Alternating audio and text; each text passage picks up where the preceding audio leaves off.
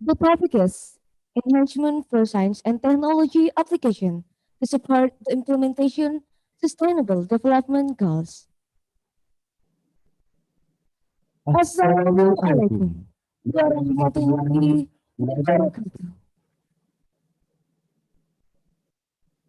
Good morning, ladies and gentlemen.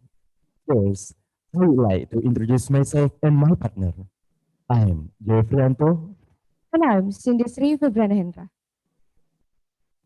It's wonderful and precious time for us to be your master of ceremony in this beautiful moment on Tuesday, 24th of November 2020, in our conference, Virtual International Conference And global issue, for Infrastructure, Environment, and Socio-Economic Development. And second, let's say thanks to Allah who has given us guidance, happiness, health, and mercy. So we can attend and participate in this event without any problem. Praise and salutation upon our Prophet Muhammad Sallallahu Alaihi Wasallam. In this wonderful moment, I would like to say welcome to Rector of Hasanuddin University, Professor Dr. Dua Aristina Pulugu, MA. Welcome to Dean of Graduate School of Hasanuddin University, Professor Dr. Insinyur Jamaluddin Jumpa, SJ. Welcome to the speaker, Professor Insinyur Sumbangan Baja, MPhil PhD, from Hasanuddin University. Welcome to the speaker, Professor Hideaki Yasuhara from Ehime University. Welcome to the speaker, Dr. Peter Deve, from Griffith University. Welcome to Dr. Sulfanuddin Muhammad Jafar from University Science Malaysia. Welcome to the speaker, Dr. Renat Arifuddin Idrus, STMT, from Gajah Mada University. Welcome to the speaker, Professor Dr. M. Adi Maulana STMPL from Hasanuddin University. And welcome to our participants today. In this special moment, we have several agendas. So follow us through our several agendas. The first is opening. Well, to take advantage of the time, let's start agenda by reciting Basmalah. Bismillahirrahmanirrahim. The second is singing Indonesian anthem, Indonesia Raya. I would like to invite all of participants to stand up.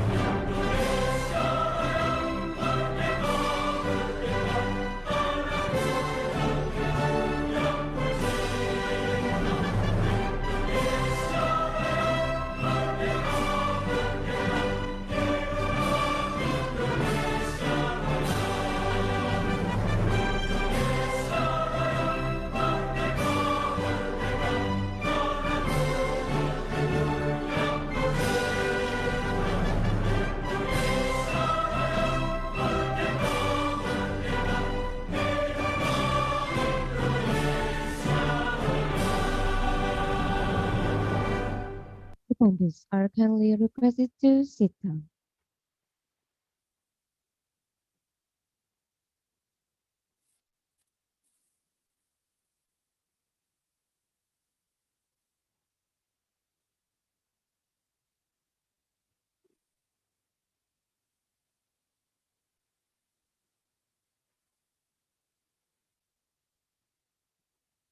The next agenda is reciting of prayer.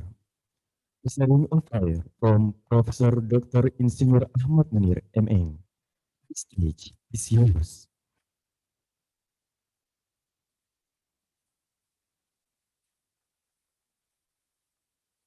Bismillahirrahmanirrahim. Assalamualaikum warahmatullahi wabarakatuh.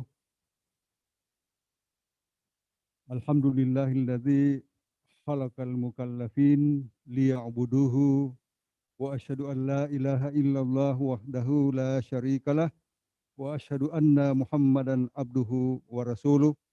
Allahumma salli wa sallim ala Muhammad wa ala ali Muhammad.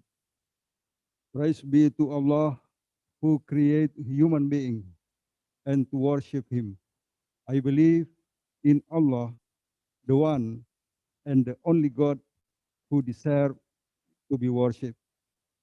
I believe that Muhammad sallallahu alaihi wasallam is the servant and messengers above all of his messengers. Distinguished guests and ladies and gentlemen, in this occasion, I would like to deliver of my speech for dua for this international seminar. Allahumma la sahla illa ma ja'altahu sahlan wa anta taj'alu al-hazana idza syi'ta sahlan. Oh Allah, there is no easy other than what you make easy. If you please, you easy sorrow. Allahumma natawakka'a musa'adataka litanfizi hadhihi dawliyatu al-mughadara. Allahumma na'udzubika min corona. Oh Allah, we request your help to make easy in conducting this international seminar. Oh Allah, protect us from pandemic COVID-19. Rabbana alaika tawakkalna wa ilaika anabna wa ilaikal masir. Our Lord, on thee do we rely and to thee do we turn. Amin. Assalamualaikum warahmatullahi wabarakatuh.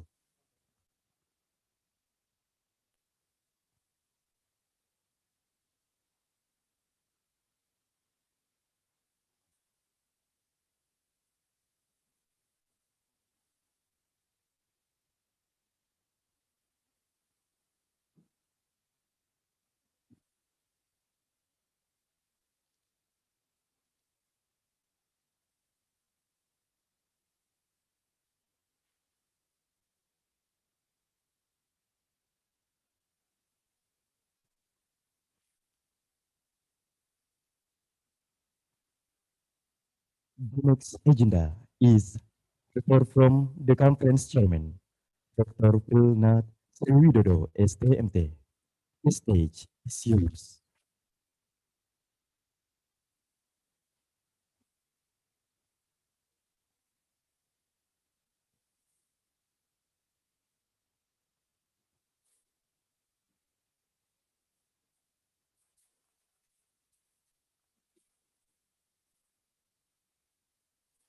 The Honorable Rector of Hasanuddin University, the Honorable Deans of Graduate School of Hasanuddin University,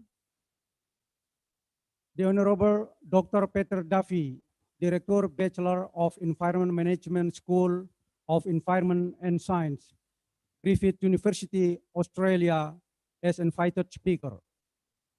The Honorable Professor Hideaki Yasuhara, Ehime University, Japan, as invited speaker. The Honorable Dr. Sulfahmi bin Mohammed Jafar, Lecturer of Highway and Transportation Engineering School of Civil Engineering, USM Engineering Campus, Malaysia, as invited speaker. The Honorable Professor Insinyur Sumbangan Baja, MPhil, PhD, Hasanuddin University, Indonesia, as invited speaker. The Honorable Dr. Renat Arifuddin Idrus, STMT, Geological Engineering Department, Gajah Mada University, Indonesia, as invited speaker. The Honorable Professor Dr. Eng Adi Maulana, STMPhil, Head of Center for Disaster Studies of Hasanuddin University, Indonesia, as invited speaker. The Honorable all presenters and participants of the third Giesed International Conference 2020. Assalamualaikum warahmatullahi wabarakatuh. And good morning to everyone. First of all, I would like to appreciate and thank you for attending our conference. Warm regard from Makassar and welcome to Hasanuddin University. Ladies and gentlemen, based on our program, the third of Giesed International Conference will be held for 2 days, 24 and 25 November 2020. But due to the COVID-19 pandemic, this plan has been changed to 1 day, today, 24 November 2020. The terms of the third Giesed International Conference is enhancement of science and technology application to support the implementation of sustainable development goals. Ladies and gentlemen, today our conference will be held in 2 sessions. The first session was presented by keynote and invited speaker. The session consists of 7 sessions, 1 keynote speaker and 6 invited speakers.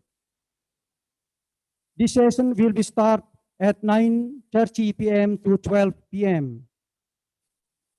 And then the second session is parallel session, which will be attended by 115 participants with a total of 151 papers. The parallel session is divided into 7 rooms, and in the time start from 13 to 17:45. Ladies and gentlemen, as a closing remark on behalf of the committee for the third International Conference of Giesed, I hope this conference will be successful. And thank you for your participation.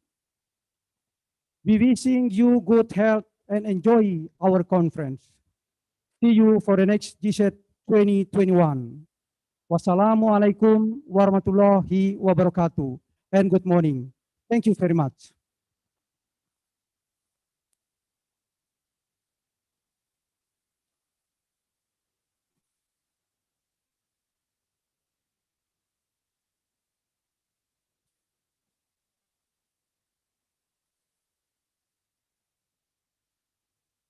The next agenda is greetings.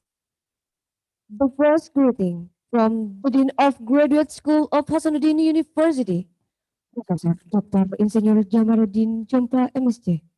The stage is yours.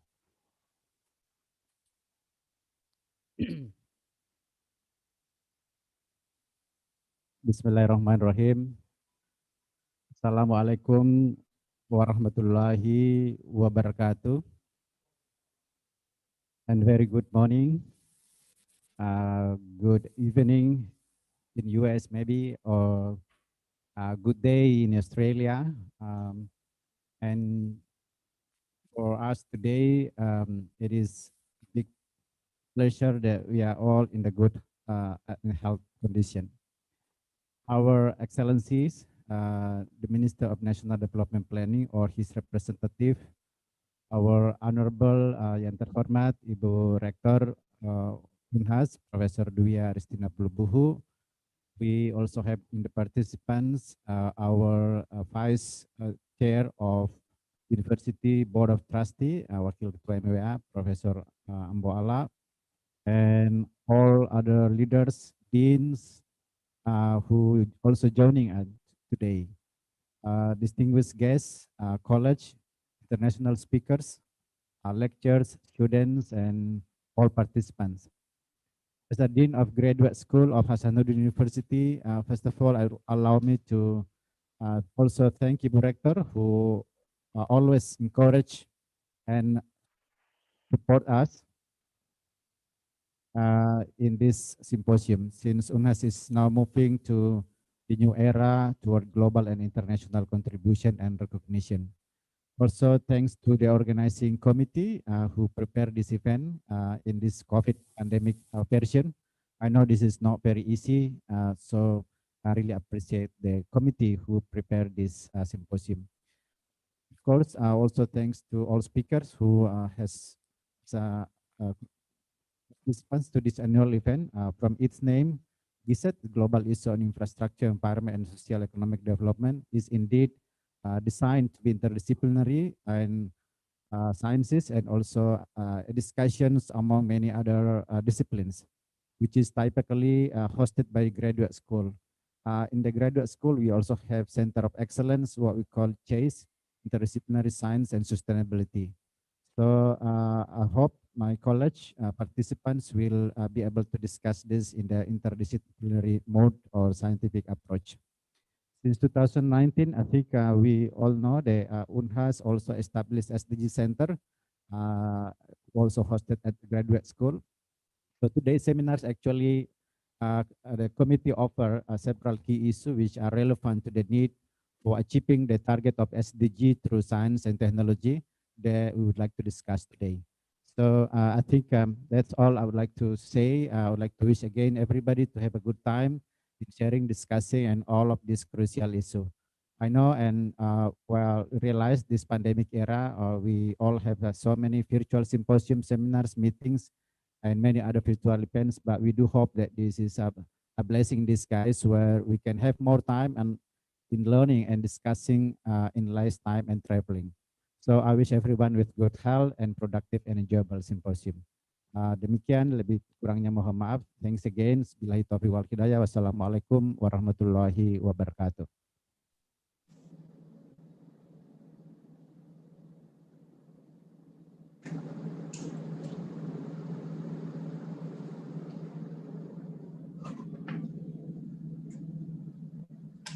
Greeting from Rector of Hasanuddin University, Professor Dr. Duda Arstina P. MA, as well as opening the event. The stage is yours. Assalamualaikum warahmatullahi wabarakatuh. And very good morning to all of us.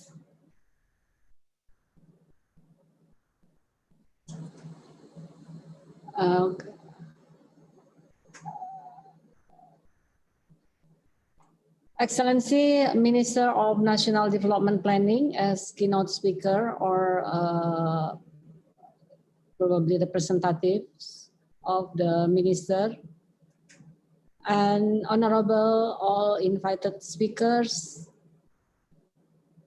distinguished rector and vice rectors from other university and also from Universitas Hasanuddin, distinguished all deans, vice deans from other universities, and of course for the dean, the vice dean, and all the members of graduate school of Universitas Hasanuddin, and of course including to the organizing committee and the members, authors and all attendants, and all ladies and gentlemen. First, let me ask all of us to extend the gratitude to the Almighty of God for His blessing to us, that allowing us in a good health together here in a very, very strategic international conference, and also praise for our Prophet Nabi Muhammad Sallallahu Alaihi Wasallam, peace upon him. Ladies and gentlemen, on behalf of Universitas Hasanuddin, I'm highly appreciate to Graduate School of Universitas Hasanuddin and the partners for the effort making the international conference running for the third terms. And I hope will be successful as the previous ones, the first and the second.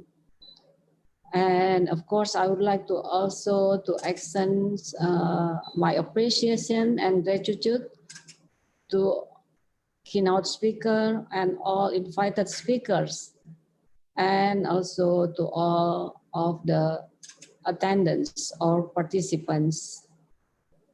Ladies and gentlemen, as mentioned by the head of organizing committee and also by the Dean of Graduate School of Universitas Hasanuddin, how this international conference goal. I think this is a very strategic meeting or conference, since we know this time all the global world is responding to a pandemic by rearranging life to enter a new normal. Or Indonesia, we praise it in words, adapting new habits. Hence, we mean it reorder of better treat toward this earth. And as scientists, first we need to evaluate whether the development of science and technology that we are producing have had a good impact on life for the earth. And to all the people in general, have to evaluate how we have treated the natural resources to meet our human needs. Have we been wise to protect sustainable resources by preserving biodiversity, for instance, or in contrary? So these questions to me have to address to all the people. Ladies and gentlemen, so the 17 goals of Sustainable Development Goals could be our alarm to road the science and technology development. The innovation must contribute to the development of new model for sustainable social, economic, and environmental development. And in order to make the system more sustainable for the well-being of society. Indeed, it will require value change, institutional change, and cultural adjustment, especially if related to the sustainable infrastructure development, because it is mostly arguably as one of the main driver of economic growth. And sustainable infrastructure system then can be as the backbone of economy that can provide socially and as well as economic benefit to all the people in fairness between men and women, between the well-being or the poor and all people in the world in various ethnic, subculture, and so on. And scientific and technological progress will enable further breakthrough in the years to come. And the role of scientists and researchers in achieving this process is very vital. We have to be agile. We have to have an agile mindset, and our work have to be to SDGs based. And at the end, we are the key point to expand the part of the global researchers to create a well-being society and better life for the earth. Ladies and gentlemen, again, thank you, and I hope you will have a very fruitful discussion. And I believe this international conference also will provide all the researchers, the participants to develop the network and strengthening the academic relationship in so far.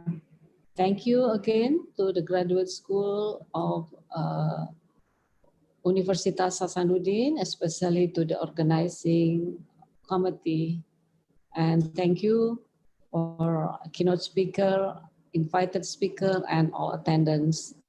Hope we are all in a good health and have a very wonderful session from this international conference.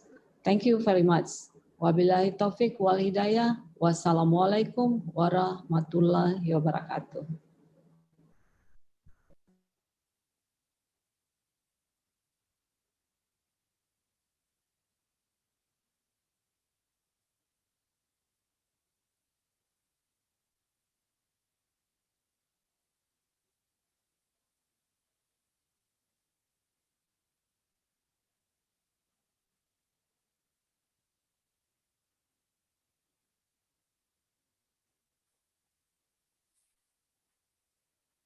The next agenda is video Hasanuddin University profile.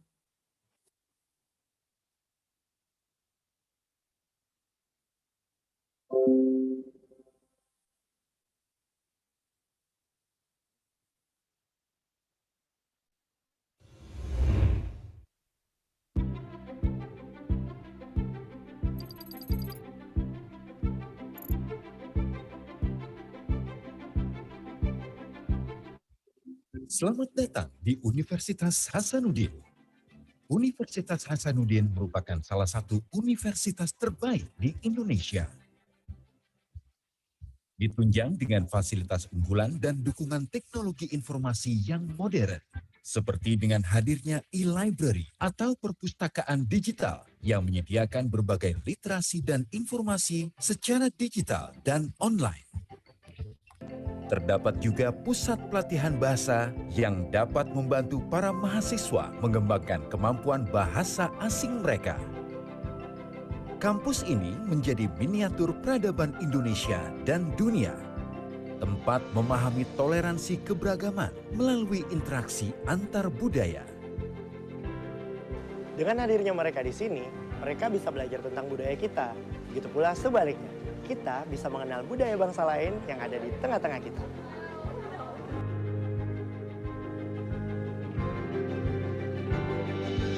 Tidak hanya itu, Universitas Hasanuddin menyediakan fasilitas olahraga, seni, dan budaya yang diperuntukkan bagi mahasiswa dan juga masyarakat.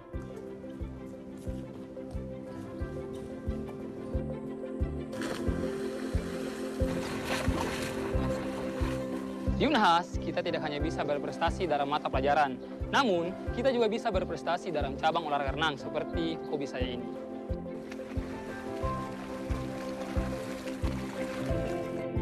Dengan ini dinyatakan dibuka dan terbuka untuk umum. Untuk umum, hadirkan terdakwa.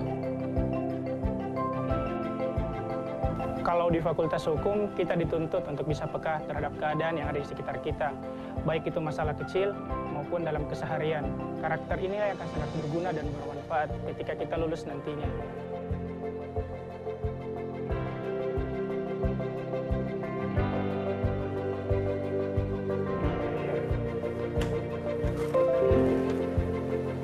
Sampai ketemu besok. Di sini kita dibiasakan praktek, sehingga nantinya kita nggak canggung lagi kalau langsung kerja di rumah sakit. Unhas pun punya rumah sakit sendiri loh, nggak sedikit alumni yang udah lulus kerja di sana.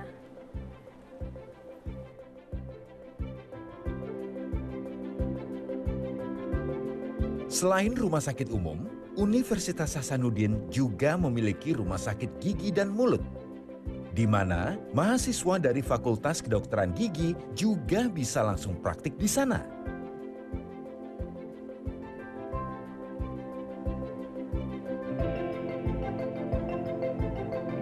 Dengan hadirnya Yusuf Kala Center of Technology, Fakultas Teknik kini dapat memusatkan konsentrasi pembelajaran dengan peralatan terbaik.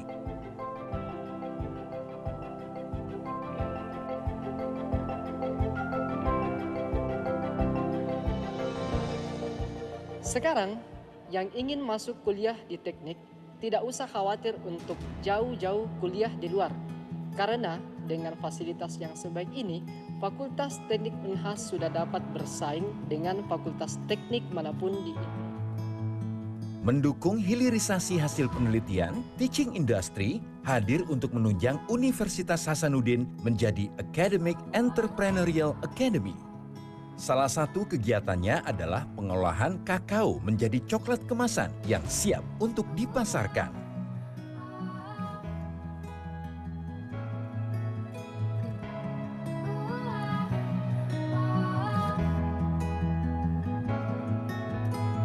Center of Excellence terdapat di setiap fakultas sebagai wujud peran Universitas Hasanuddin untuk kemaslahatan bangsa melalui inovasi. Maiwa Breeding Center merupakan bagian dari program tersebut. Kegiatannya terdiri atas industri pembibitan sapi, produksi sapi straw Bali, industri penggemukan sapi, industri pemotongan sapi bersertifikat halal dari LPPOM MUI, industri bakso, dan industri pakan.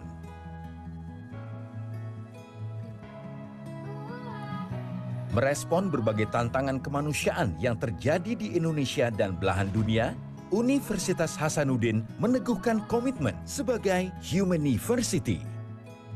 Sivitas Akademika Universitas Hasanuddin akan selalu hadir bersama masyarakat sebagai bagian dari solusi persoalan bangsa.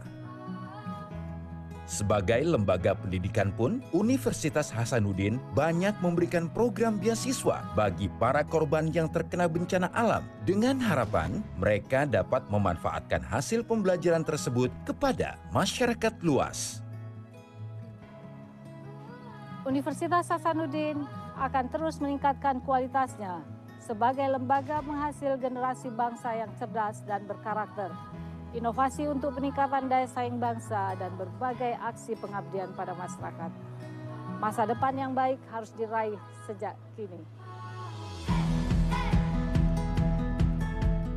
Universitas Hasanuddin akan terus berpartisipasi dalam melahirkan generasi-generasi mendatang yang mampu bersaing, berprestasi, dan bermartabat. Bersama Universitas Hasanuddin, semua bisa meraih cita-cita.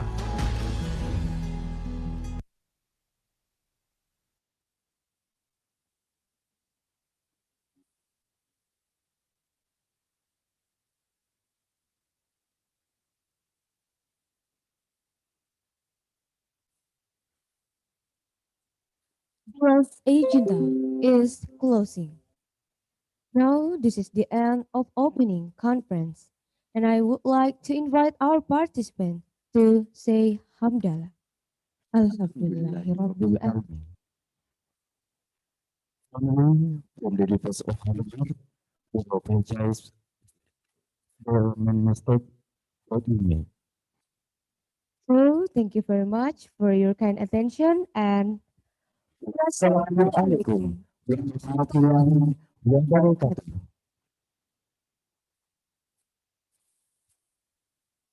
After the event ceremony, we will be continuing with the next agenda. the next agenda is keynote speech session. The first session by Professor Dr. N. Adi Maulana, ST MPhil, that will be moderated by Dr. Andes Muhammad Yusri Zamuri, MH PhD. The second session by Professor Hideaki Yasuhara, Profesor Insinyur Sumbangan Baja, MPhil PhD, Dr. Peter Dave, that will be moderated by Ahmad Yani, MSc, MPA, MSc. And the third session by Zulfahmi bin Muhammad Jafar, PhD, and Dr. Renat Arifudin Idrus, STMT, that will be moderated by Dr. Abigail Mary Mori. The stage is yours.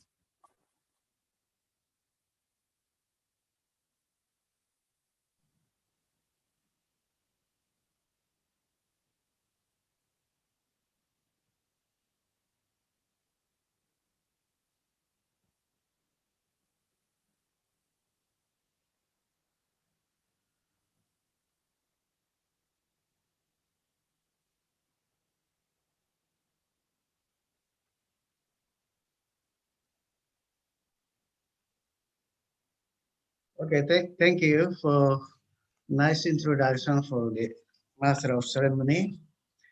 First of all, I will inform to all participants, distinguished speaker and nationwide and worldwide, that all year our agenda for keynote speaker will deliver by the Minister of National Development Planning. Due to some reasons, His Excellency is not available with us now, and the keynote speaker will be replaced by the Professor Adi Maulana. I'm very pleased before Professor Adi will make presentation for keynote speak for our international conference today. Please allow me to introduce him briefly. Professor Dr. Adi Maulana. He is a professor in geology, and now he serves as the director, Center for Disaster Studies of Universitas Hasanuddin. He made his undergraduate school in technical geology, so geology, technical general engineering, at Hasanuddin University, and master at the Australia National University, and PhD in Kyushu University, Japan. And also he also taken already postdoctoral in Akita University in Japan, Master University in Germany, and also become as visiting researcher at National Taiwan University and Massachusetts Institute of Technology in United States. So please allow me that this keynote speaker will give us an umbrella related to disaster that we are facing right now, either natural disaster or pandemic of COVID-19. Ladies and gentlemen, all distinguished speaker and participant, that our international conference for third international conference on global issues for infrastructure, environment, and social economy is partly of the SDGs agenda. And agenda SDGs become as the global agenda. And global agenda should be transformed into a single country worldwide, including Indonesia. And how those goals will be attained should be all stakeholders participated and supporting in complementary ways, including the university. And now we have already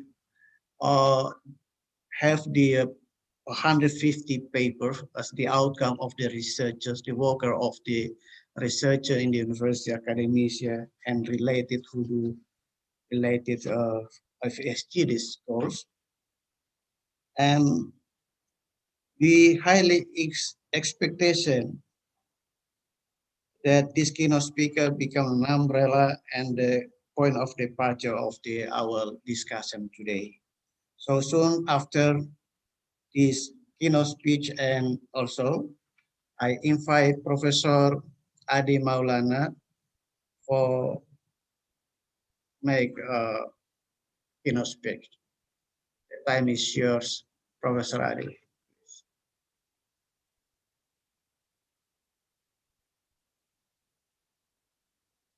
Prof? Ya, Prof. Ya, Prof.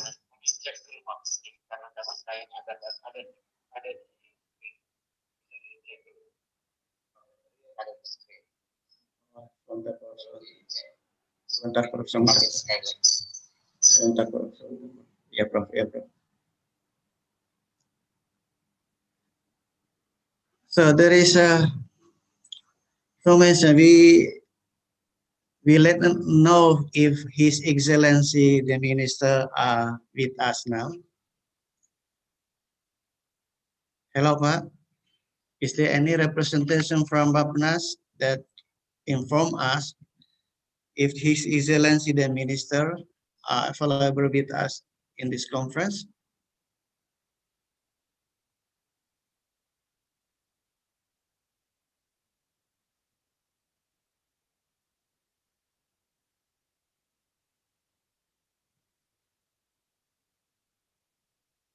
Again, please, if any information, if His Excellency the Minister is available right now with us.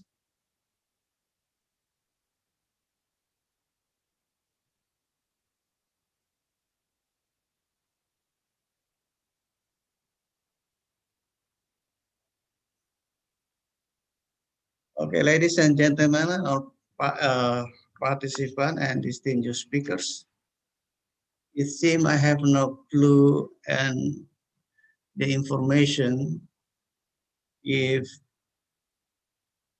His Excellency the Minister will be asked in this forum. But as I mentioned earlier that if the Minister is not available with us, then Professor Adi Malona will take over to deliver keynote speech. And I'm already read a brief resume about himself. He's a director of disasters center study at Universitas Hasanuddin, and also has a very excellent output and outcome of his research related to this.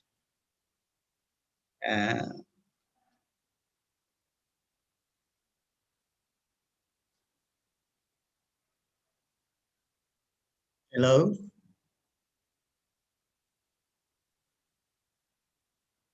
Hello? So we wait for a moment, or yeah.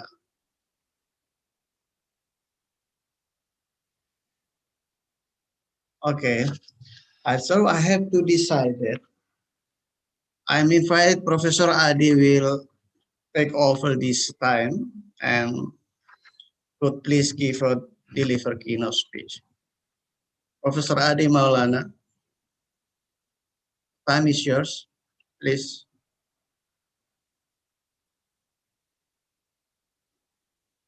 Professor Adi, are you with me now?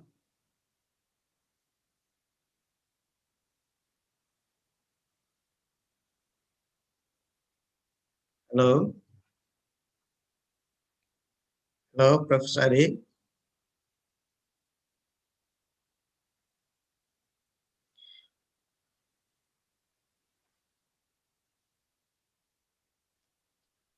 Hello?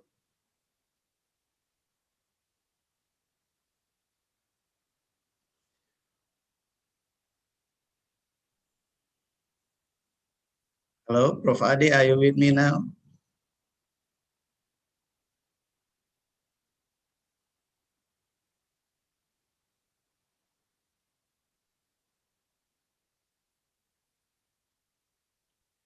Okay, ladies and gentlemen, I make a small review of our agenda today, even though the master ceremony has mentioned earlier just now, that we are starting from 9:30 and we end up about 6 o'clock in the afternoon.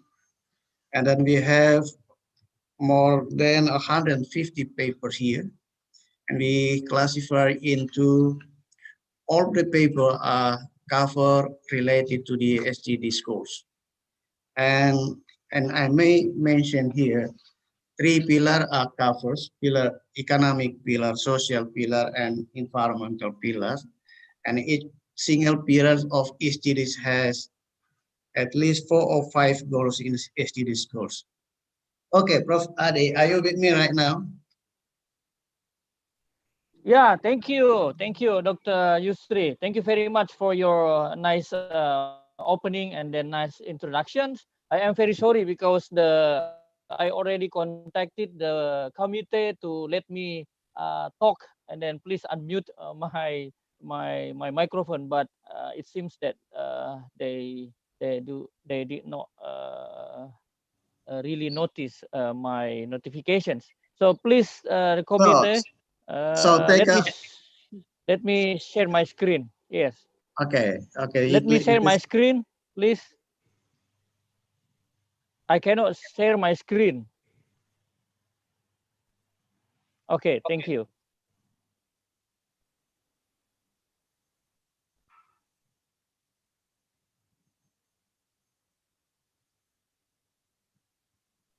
Okay, first of all, I would like to say thank you to Graduate School of Hasanuddin University.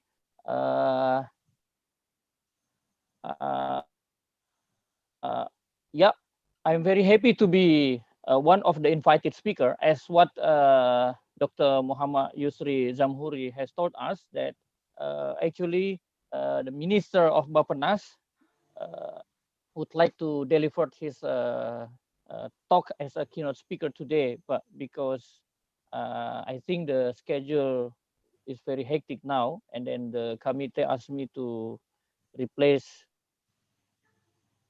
not replace actually, to take over. fill his schedule as invited speaker. Thank you. I'm very happy again to be one of the invited speaker. The third international conference on global issue for infrastructure, environment, and socio-economic development. My name is Adi Maulana, as what Dr. Muhammad Yusri Zamhuri has already introduced myself. I'm a head of Research Center for Disaster Study, Hasanuddin University, Makassar. Today, my talk will be related with the big issue of this conference, Sustainable Development Goals. My presentation's title is University Road Toward Disaster Resilient Nation to support implementation of sustainable development goals, with a special reference to Hasanuddin University experience. Yeah, first of all, I would like to introduce us to, this is as you can see from this picture, that this is a Indonesian archipelago, and then Indonesia is a very strategic area, not only in terms of politics, but also in terms of geology and geotectonic. You can see from this map that we are located exactly in the center, in the interactions between what's so-called the Eurasian plate, which is relatively moving from north to the southeast. We also have a Pacific plate, which is relatively moving actually, yeah, from western to the east, from the east to the west, and then we have Indo-Australian plate. So the interaction between these three, one of the, I think these three plates forming what's so-called the Indonesian archipelago. So what is the consequences of this interaction? So the interactions resulted in, there are so many, you can see from this picture that this is the plate boundary. So what happened in the plate boundary? So in the plate boundary, it means that when the plate is moving, so there will be an earthquake, and at the same time there will be a volcanic activity. So that's why in Indonesia there is a terminology of ring of fire. So we are a part of a ring of fire, which is encircle the Pacific plate. You can see from this picture that the yellow dot is the earthquake activity, and then the red line is the arrangements of volcanic. So Indonesia is one of the of the center of the volcanic activity in the world. 129 of the active volcano is in Indonesia. So you can imagine 1/3 of the active volcanoes in the world are located in Indonesia. So what is the consequences of that kind of situation? I mean, the interaction between the three plates. The first one is we have abundant natural resources. Maybe you know that we are one of the leading country to produce nickel and then also gold and then other economic mineral, including coal and at the same time, we also one of the biggest country to produce geothermal. And then at the same time, we also become a supermarket of natural disaster. Why I say that we become a supermarket of a natural disaster? Because we have almost all kind of disaster in our area, especially the natural disaster. We have a tsunami, and then we have an earthquake. 1/3 of the volcanic in the world are located in our country, and then every July until August, so some part of our country will experience what's so called a fire in some of our country. So this is a kind of to face the plus one and the negative one. I would like to show you about why Indonesia become geological disaster prone areas. So the yellow one is the epicenter of the earthquake, and then the red one is the epicenter of the earthquake, which is bigger than 6 magnitude. And then the red triangle one you can see from this picture, which is stretching from the northern part of Sumatra until the southern part of Sumatra, and then continue until the east of Java, and then go through until the Maluku, and then up into the northern part of Sulawesi. So this one is the arrangements of the volcanic activity. So if we can see from this picture, we can conclude that about almost 60% and approximately 120 million people of the country area are disaster prone areas. So you can imagine that 120 million people live in a very, very disaster prone area. We can mention the disaster directly from the volcanic eruptions, from the earthquake, from the tsunami, and then from the flooding, big flooding, and also at the same times, we also have a landslide in some part of the country. Yeah, we can say that we have two sides of a coin. In the first part, we have geo resources. We talk about oil and gas, and then economic mineral, coal, geothermal. So we are one of the in case of geothermal, we are the biggest producer of geothermal in the world now, and then coal. This is all because of the geological condition.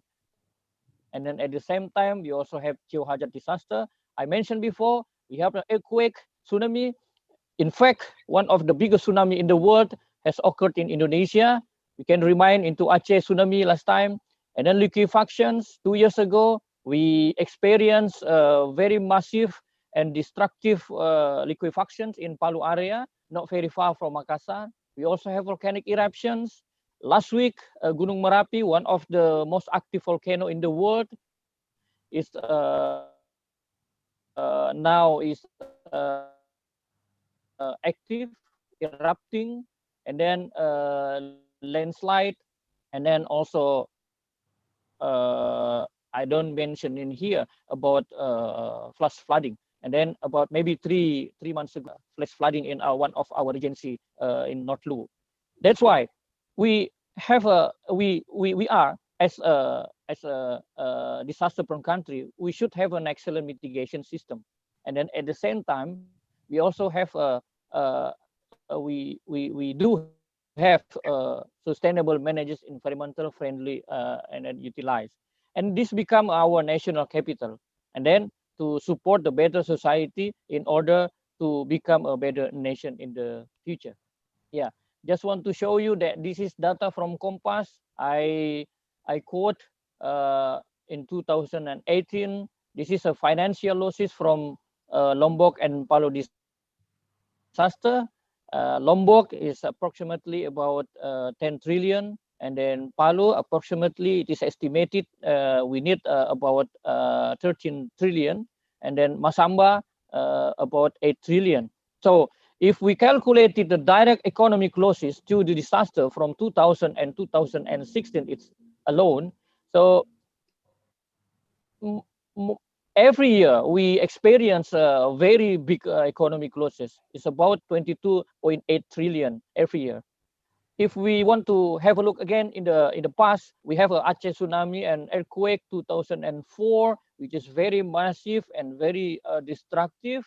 We need approximately 51.4 trillion, and from our national budget only can cover about 3.3 trillion. Jakarta earthquake 2010, another massive disaster, we need 26.1 trillion, and then a nation. So you can imagine that we have experience because of the disaster. That's why we really need to find a way. We really need to find a system, the disaster risk. And you know, if we can handle, or at least we can reduce the disaster risk, we can achieve what's so-called national sovereignty. This is just want to show you that the number of disaster trend. You can see that from 2003, there is a trend. There is an increasing trend of a disaster. 2008, 2013, 2014 until 2017. In 2020 now, we are still in November, but we already approaching more than 2,500 disaster. So you can imagine every year we will have a increasing trend of disaster. And then, yeah, we really need to know about the disaster perspective from other mindset. The first one, this is an old-fashioned, and then I believe that almost about 80% of our people, they have this kind of mindset, what's so-called fatalistic.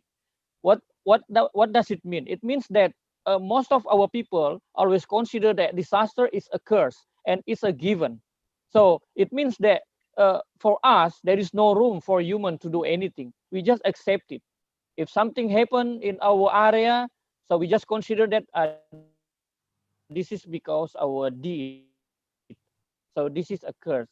Yeah, but actually, we really need to change this mindset. We really need to shift from the fatalistic into risk reduction. What is risk reduction? So risk reduction mindset is a mindset that considers disaster occur as a result of interactions between natural phenomena and man behavior. So there are many rooms to do disaster risk reductions, or what's so-called DRR. So with this kind of mindset, we can use our science and technology development. We can use our human resources in order how to reduce the disaster risk in the future. So we don't need to experience very big losses similar to what I have mentioned before. So disaster risk reductions mindset, it means that we have a kind of formula in order to reduce the disaster risk. The first one is R, which is mean risk. This is a probability of the disaster. We have a hazard, or H. This is natural process: earthquake, tsunami, volcanic eruption, flood. We already know that I already described in my previous slide that we are geological disaster prone area. So almost all disaster or kind of natural disaster we can find in our country. And then V is vulnerability, and then C is the capacity. So V and C is a human response. We are talking about spatial planning. So if we already know that our area is very prone of flooding. So we really need to be very concerned on how to make a very good spatial planning. We cannot make a settlement in a very close to the river. And then a building code. We know that some of Indonesian area is a very prone to earthquake. So we really need to make sure that all the buildings that are built in that area should meet the requirement, a building code. That's what we call a building code. And then education. We really need to increase our people awareness.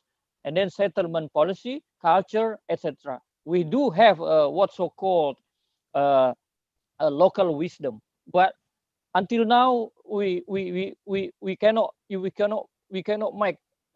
socialize the local wisdom into our future generation. So disaster risk reductions can be implemented how? By reducing the risk vulnerability and by increasing our capacity. So how about if we fail in managing the risk?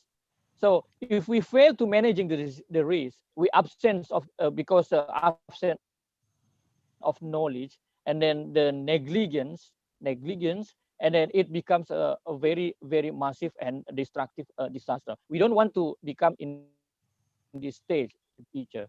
So what is the challenge for Indonesia? We already know that we are disaster-prone area with a very long history of disaster as a part of Ring of Fire. Disaster in Indonesia will always occur, and only a matter of when. We don't know when disaster will occur, but we already know that some part of our country, in fact, almost 60% of our country area is a very disaster-prone area. So this means that we are from university. We really need to apply our science and technology. So science and technology-based mitigation approach is a very important in order to understand natural process and how to mitigate hazard, reduce the vulnerability, and increasing the capacity. And then that's one of the another challenge for Indonesia is we know that almost 60% of the country is disaster-prone area. So it is very difficult to have a centralized policy. We really need to have a decentralized policy because every area has their own characteristic in terms of disaster. And then local government capacity and resource are still lacking. And then limited human resources in disaster risk reduction field. This is all a challenge for Indonesia in order to tackle in order to do what's so called a disaster risk reduction program. And I would like to propose some strategic proposal. So we really need a significant mentioned before in my previous slide that human role is very significant to reduce disaster victim and economical losses. Another thing, we really need science and technology-based approach in pre-disaster and in post-disaster. And then the last one, we need science and technology capacity empowering in area prone disaster through local university. And what is the university role? So the university role is how to produce competent with disaster risk reduction minded human resources through higher education activity. So in this case, university play a very strategic move with shifting from the fatalistic mindset into the disaster risk reduction mindset. And then university role also have to build and develop science and technology capacity in disaster.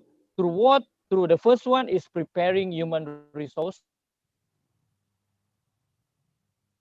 and then providing research facility and infrastructure, and then conducting educational process in disaster field, knowledge management through applied research in disaster field.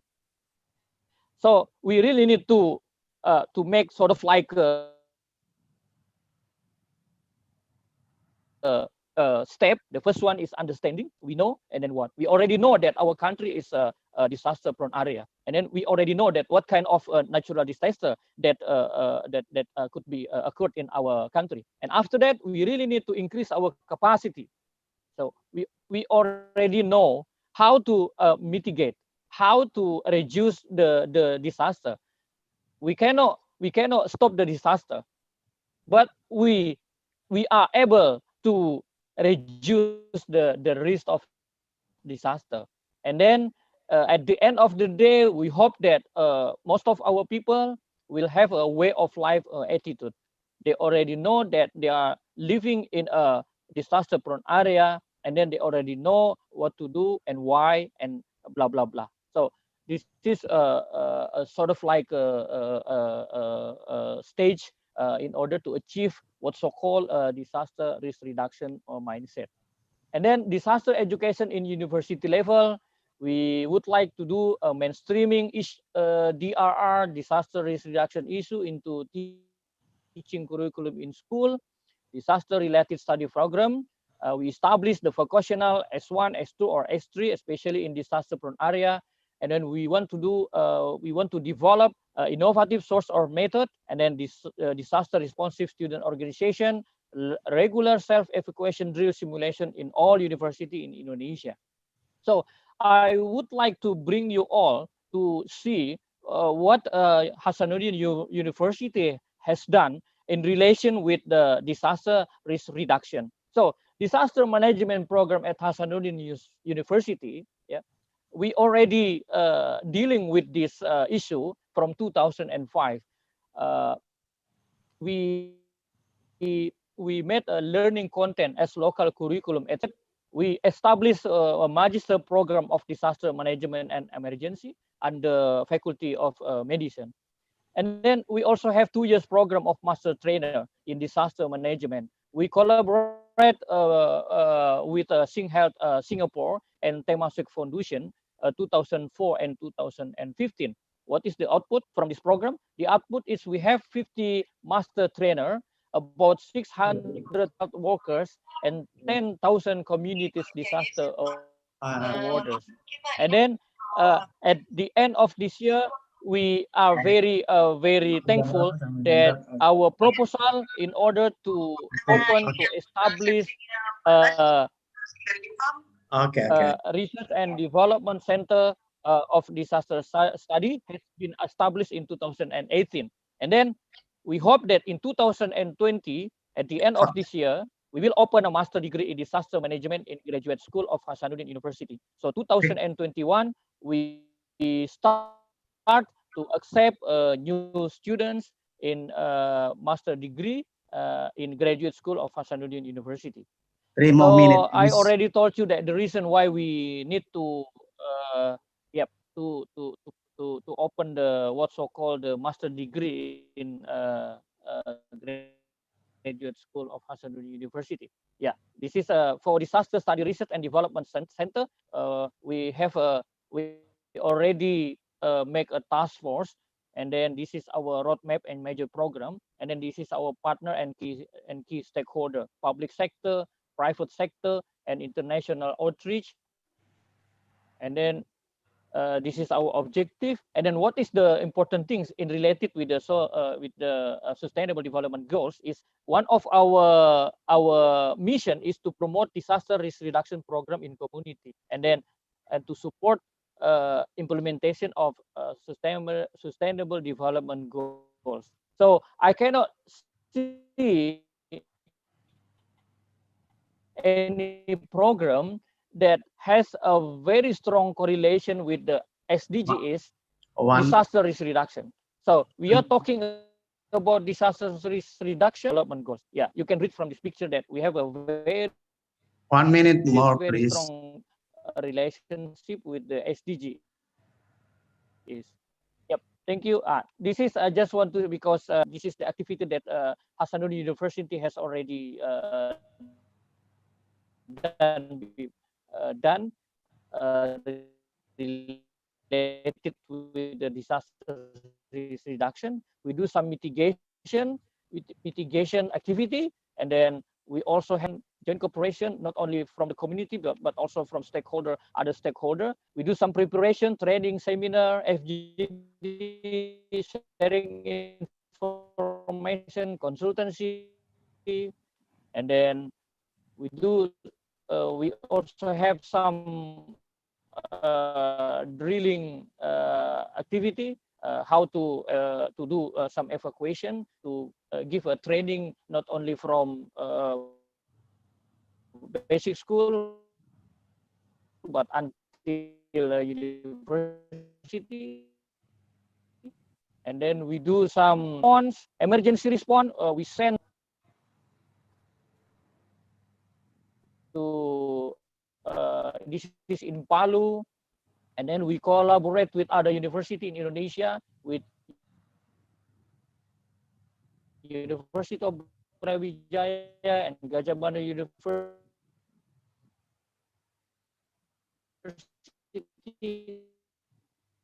to do some assessment, yeah, in order to enter the rehabilitation and reconstruction stage after the disaster. And then after support the recovery program from the government in order to relieve. This is what very new we call in order, if there is an Indonesia, Hasanuddin University will become the supervisor in order to make to support Please, the Professor Adi. Post disaster. Please. Not only in economy but also in the social. Have done this one in Sapanang Village, Jeneponto Regency, South Sulawesi. And then this is a stakeholder. Yeah. This is the last slide. The PENTAHEX strategy, the academic, the business, government, community, and media. This is what we want to cover. And then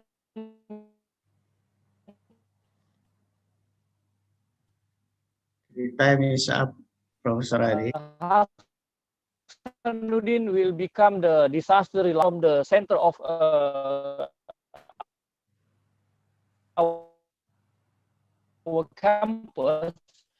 We have a medical faculty, we have a health crisis center Makassar, we have regional hospital, and then we have university. Okay, I presentation, and then yeah.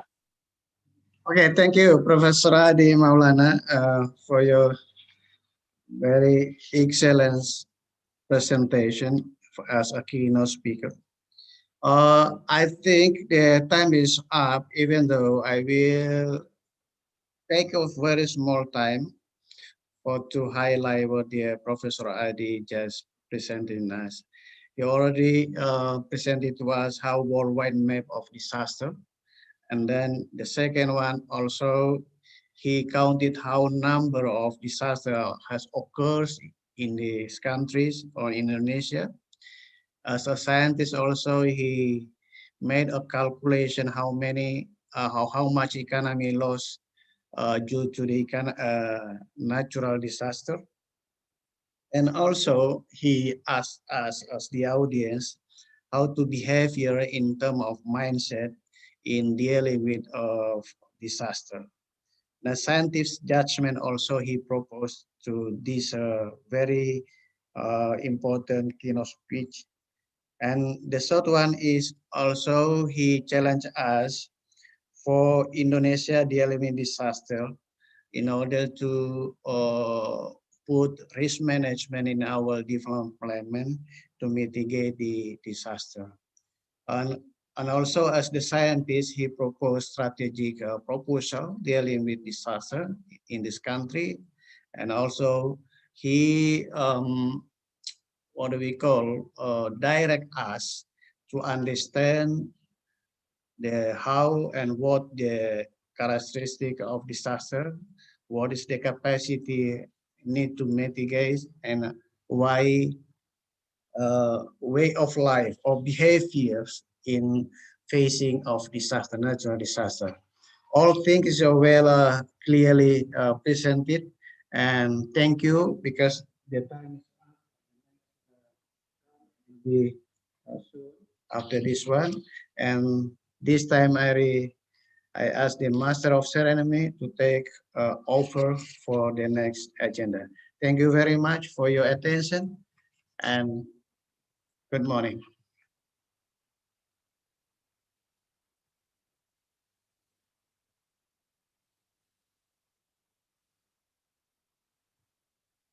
At the time I ask the Master Ceremony to take over to organize for the next agenda. Thank you.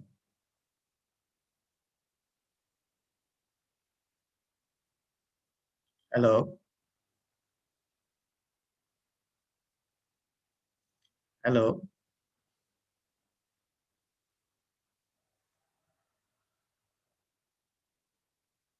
Hello.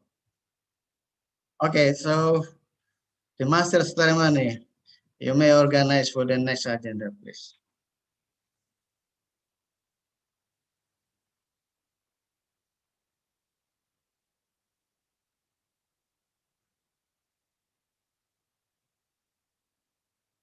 Please unmute the speaker, please.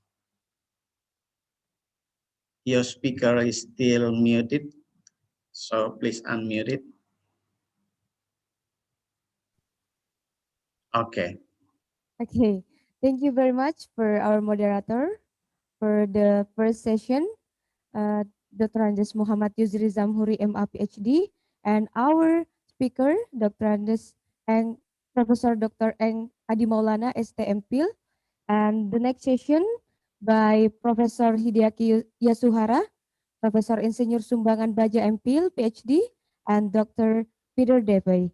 That will be moderated by Andi Amatiani, MSc, MPA, MSc. Okay, to moderate, time is yours.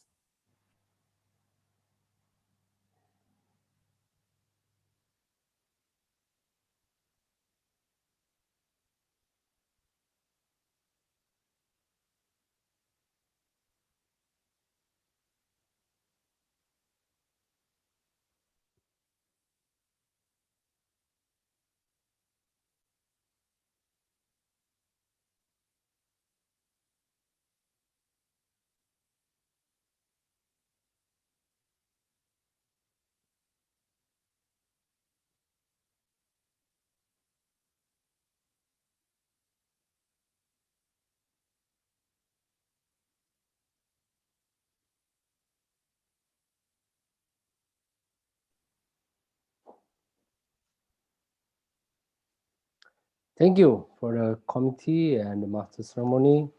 So, good morning, everyone. Assalamualaikum warahmatullahi wabarakatuh. My name is Andi Ahmadiani. It's an honor to be a moderator for the second session in the third international conference on global issue for infrastructure, environment, and social economic development, organized by the Graduate School of Hasanuddin University. Today, for the next section, we will have distinguished speakers. There are Professor Hidiaki Yasuhara from the Department Civil and Environmental Engineering, Ehime University, and Dr. Peter Devi from Graduate School of Environment and Science. And the last one is Professor Sumbangan Baja from Department of Soil Science, Hasanuddin University. So today, I would like to kindly ask the speakers based on alphabetical first name. So please, Professor Hidiaki Yasuhara, are you with us now? The committee, could you please pin Professor Hidiaki so I can see? Professor Hidiaki, are you with us now? Yeah, thank you. Thank you, Professor Hidiaki. So, Professor Hidiaki would like to deliver his presentation with the title Geochemically Regulated Evolution of Flow and Transfer Behavior in Fracture Rocks. Professor Hidiaki, the time is yours. Please make it 15 minutes. Thank you. Professor Hideaki, please. Thank you for the introduction. So,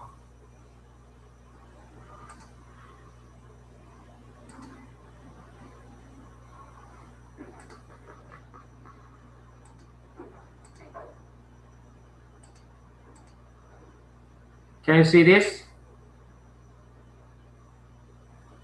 Can you see my presentation? Okay? No problem? Can I start?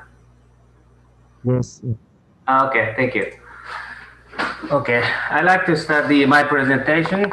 I think I just have 20 minutes, so I just briefly introduce myself. I got a master degree from the Kyoto University, Japan, and then 2005, I got a PhD degree from the Pennsylvania State University in US. And after that, I back to the Japan, and I got a position in the Ehime University. And right now, I'm the professor in the Ehime University.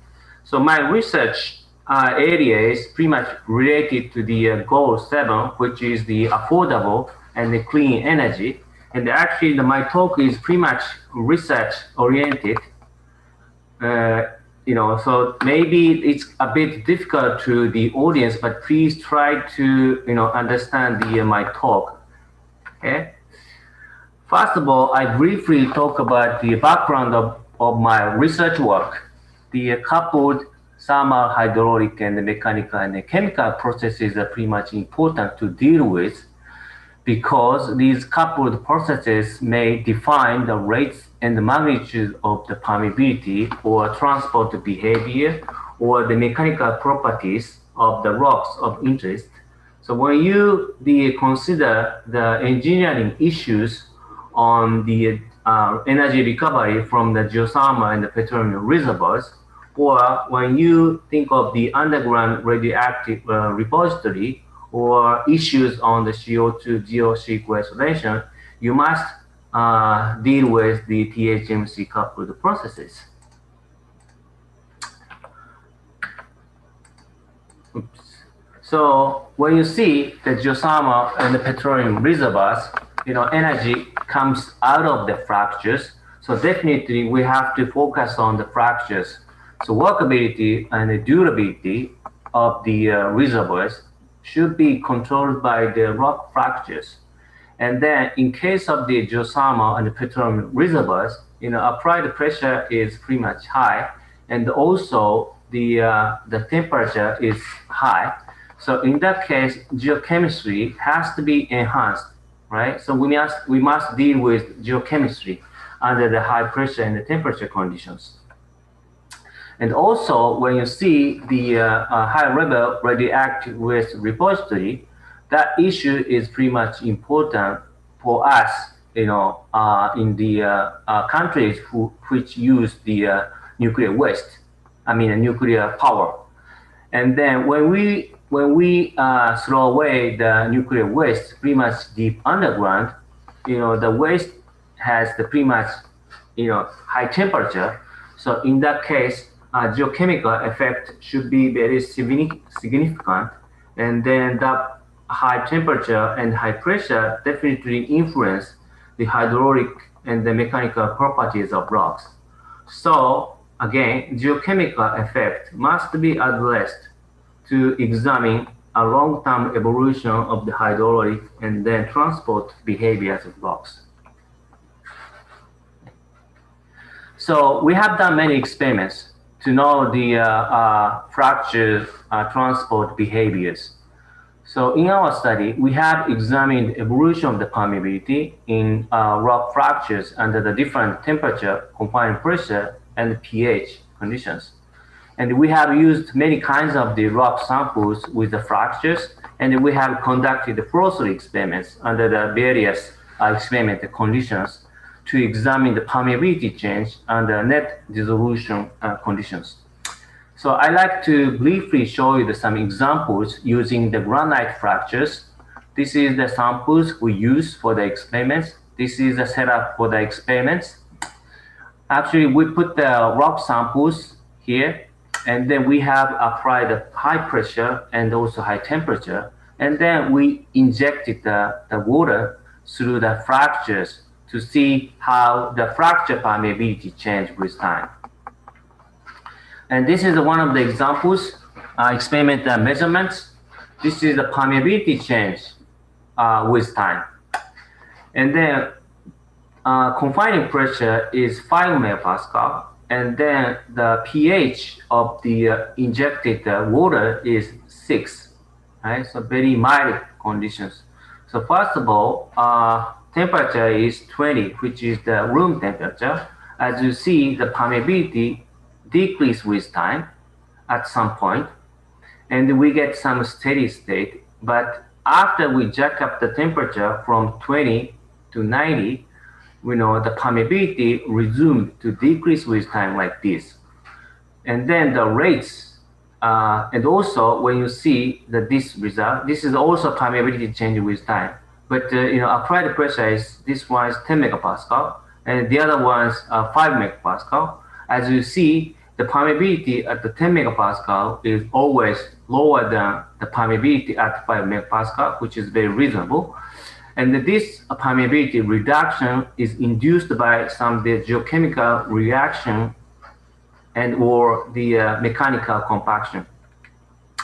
So to know the mechanical compaction, we use the oil as a permeant. So we injected the oil into the fractures instead of the water to inhibit the mineral dissolution. If we inject the water into the fracture, mineral dissolution occur, right? But if we use the oil, mineral dissolution should be inhibited.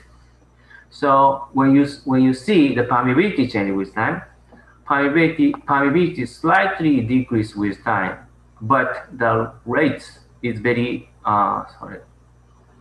the rate of the permeability reduction is smaller than the water flow. So mechanical compaction may influence the permeability. And then this is the kind of summary of the experimental measurement for the permeability change with time.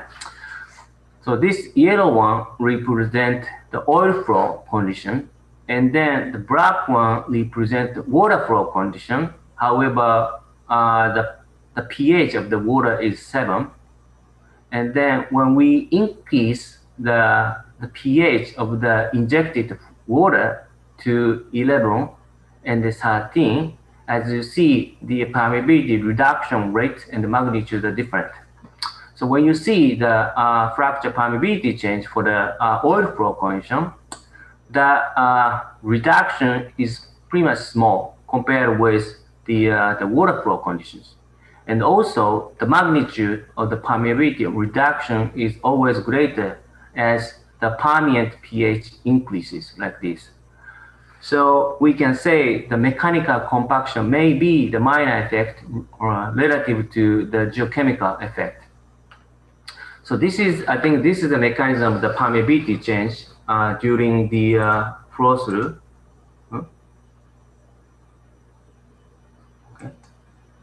Permeability decrease or increase is controlled by the dissolution at the contact area, or the dissolution at the free faces, or some the mechanical compaction. So to replicate the experimental measurement, we have to make a model to account for the two dissolution processes. Okay. So we have to know, we have to predict the permeability change with time. So we have to make a model to replicate the experimental measurements. Okay. So I don't want to explain the details, but I like to briefly explain how we made the conceptual model to replicate the experimental measurements.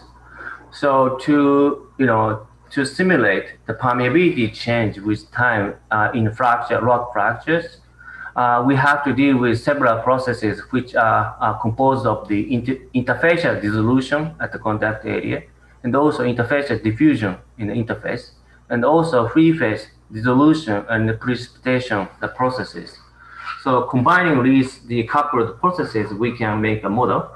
So once we made a model, we have to check the model validity. So this is the permeability change with time. and then red circles represent the experimental measurements, and also the blue circles also the experimental measurements. And then these lines, there are 3 lines here, and also there are 3 lines here. These lines represent experimental measurements. As you see, the predictions relatively well replicate experimental measurements, so our model may be okay. So once we made the conceptual model to replicate the experimental measurement, we have to scale up the model to simulate the reservoir size calculation. To do so, we have developed the numerical model, which is called the IBSAC. And then in our model, we can calculate the thermal process, hydraulic process, and geochemical process, and also mechanical processes. And also, we can calculate the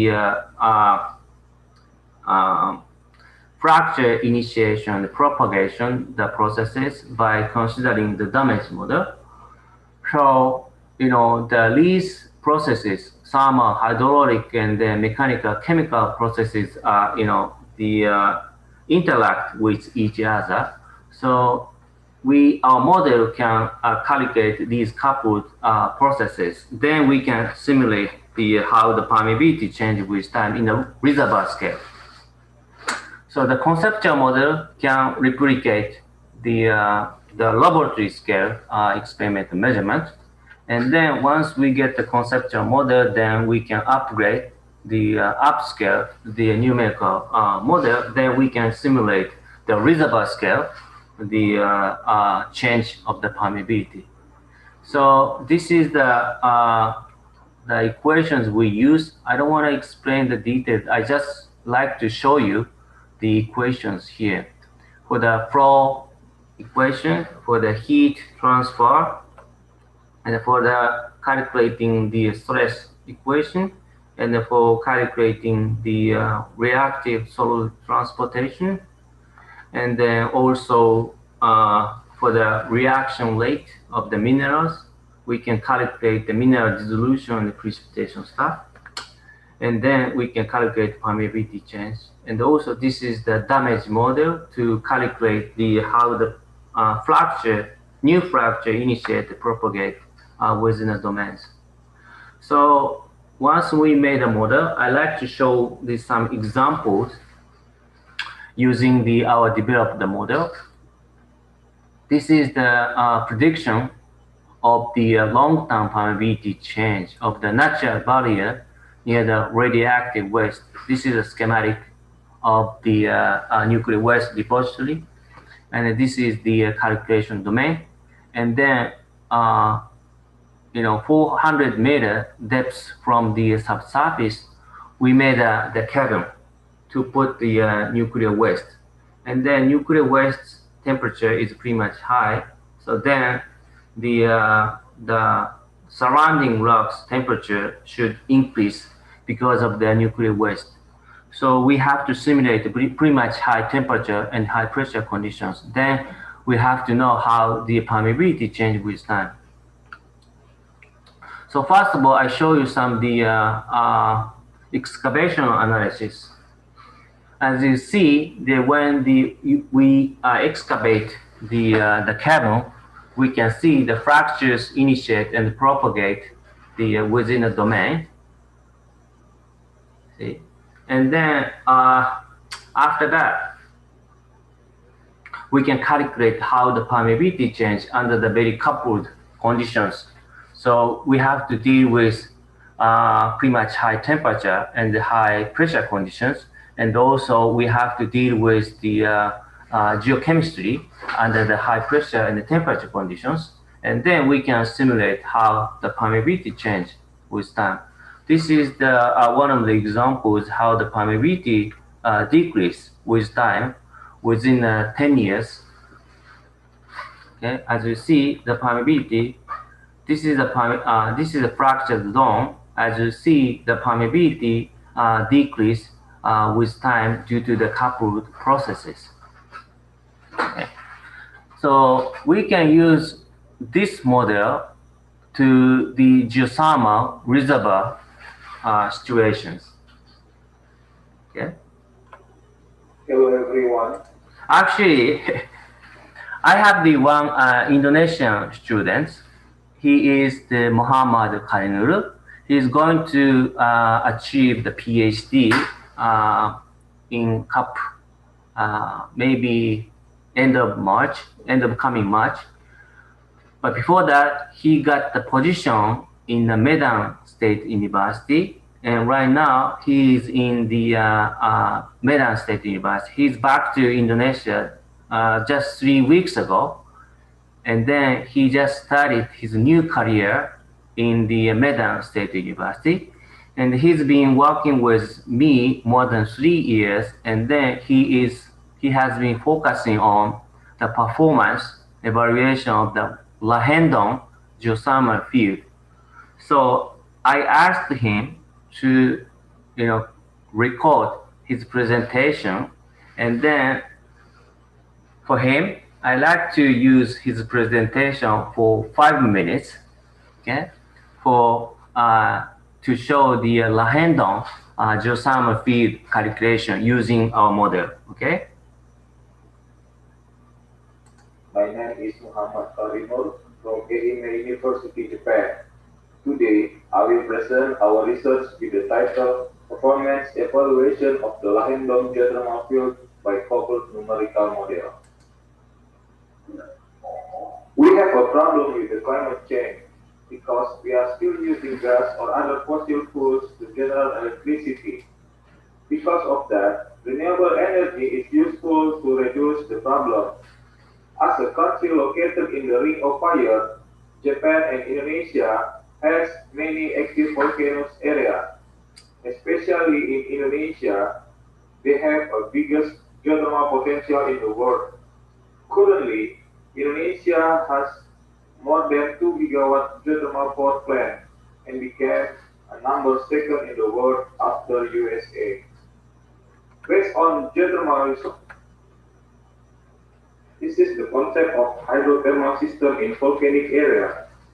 Firstly, we conducted geological, geochemical, geophysical, and well test data to define the heat source, the outflow, and also the outflow of the system.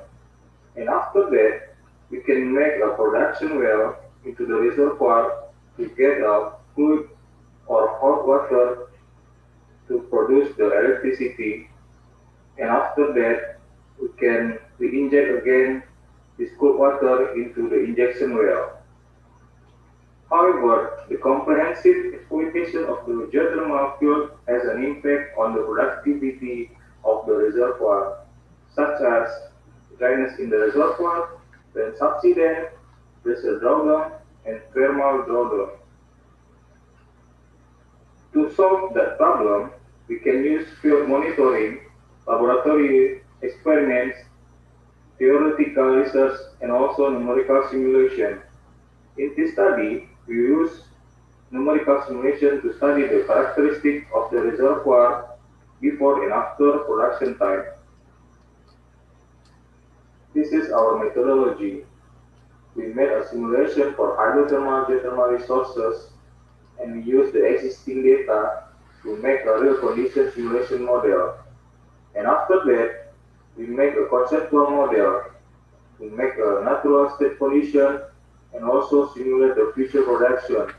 We also validate our results by well data such as pressure and temperature, wellhead pressure, and geothermometers. We have done to make this model by using the TSM or TSMC coupling by COMSOL multiphysics. These are the equations of the coupled TXM processes and solved by COMSOL multiphysics.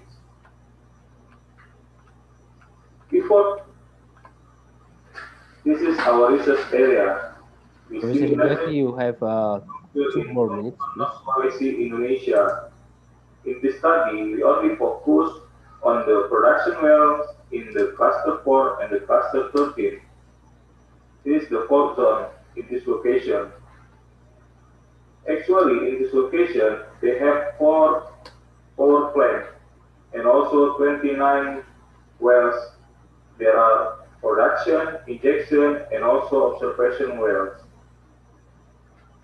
This is the 3-dimension domain of the geothermal field treated in Kopso multi-physics. These are the result of the natural state condition. The initial pressure in this area is hydrostatic. Therefore, the pressure distribution is controlled by the groundwater flow. This result shows the evolution of the reservoir temperature for the 36-year production time. From this figure, we can see the production temperature in the random cluster 4 and cluster 13 will gradually decrease. To make sure, we made a cross-section for the A to A action and B to B action. You can see in this figure for the cross-section A action, you can see this is the cluster 7. This is the injection well. And for the cross-section B to B action, you can see the cluster 7 and the cluster 4. This result shows the graphic of the reservoir temperature evolution. This is the conclusion of. Okay, so I just wanted to show you the simulation. So I like to conclude my presentation. The motivation for the future works. As you know, geochemistry, such as the mineral dissolution precipitation, is pretty much important because that regulates many engineering issues. For example, the geothermal energy production, or issues on the underground radioactive waste depository things, or CO2 geospatial pressure. So to contribute the SDGs goal 7, we must keep on working. So thank you for listening. This is my presentation.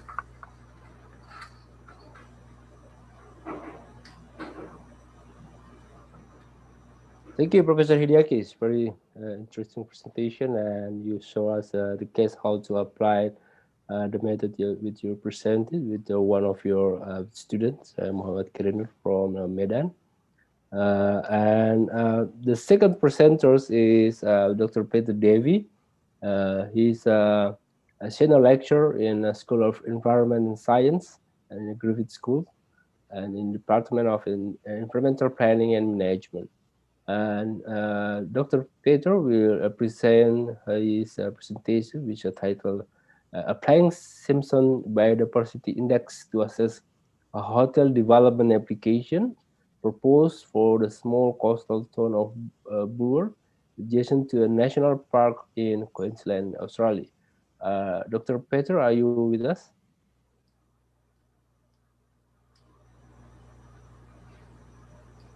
Dr. Peter? The committee, please unmute his mic.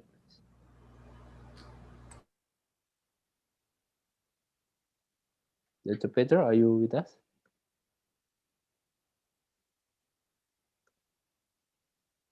Dr. Peter? Oh yeah, please unmute Dr. Peter's mic, the committee, please. Please unmute. The committee, please.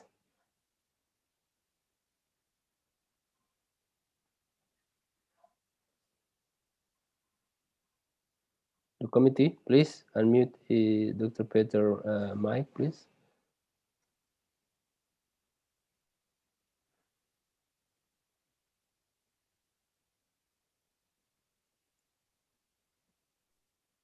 Okay, okay, Dr. Peter, time's yours, please. 15 minutes. Dr. Peter?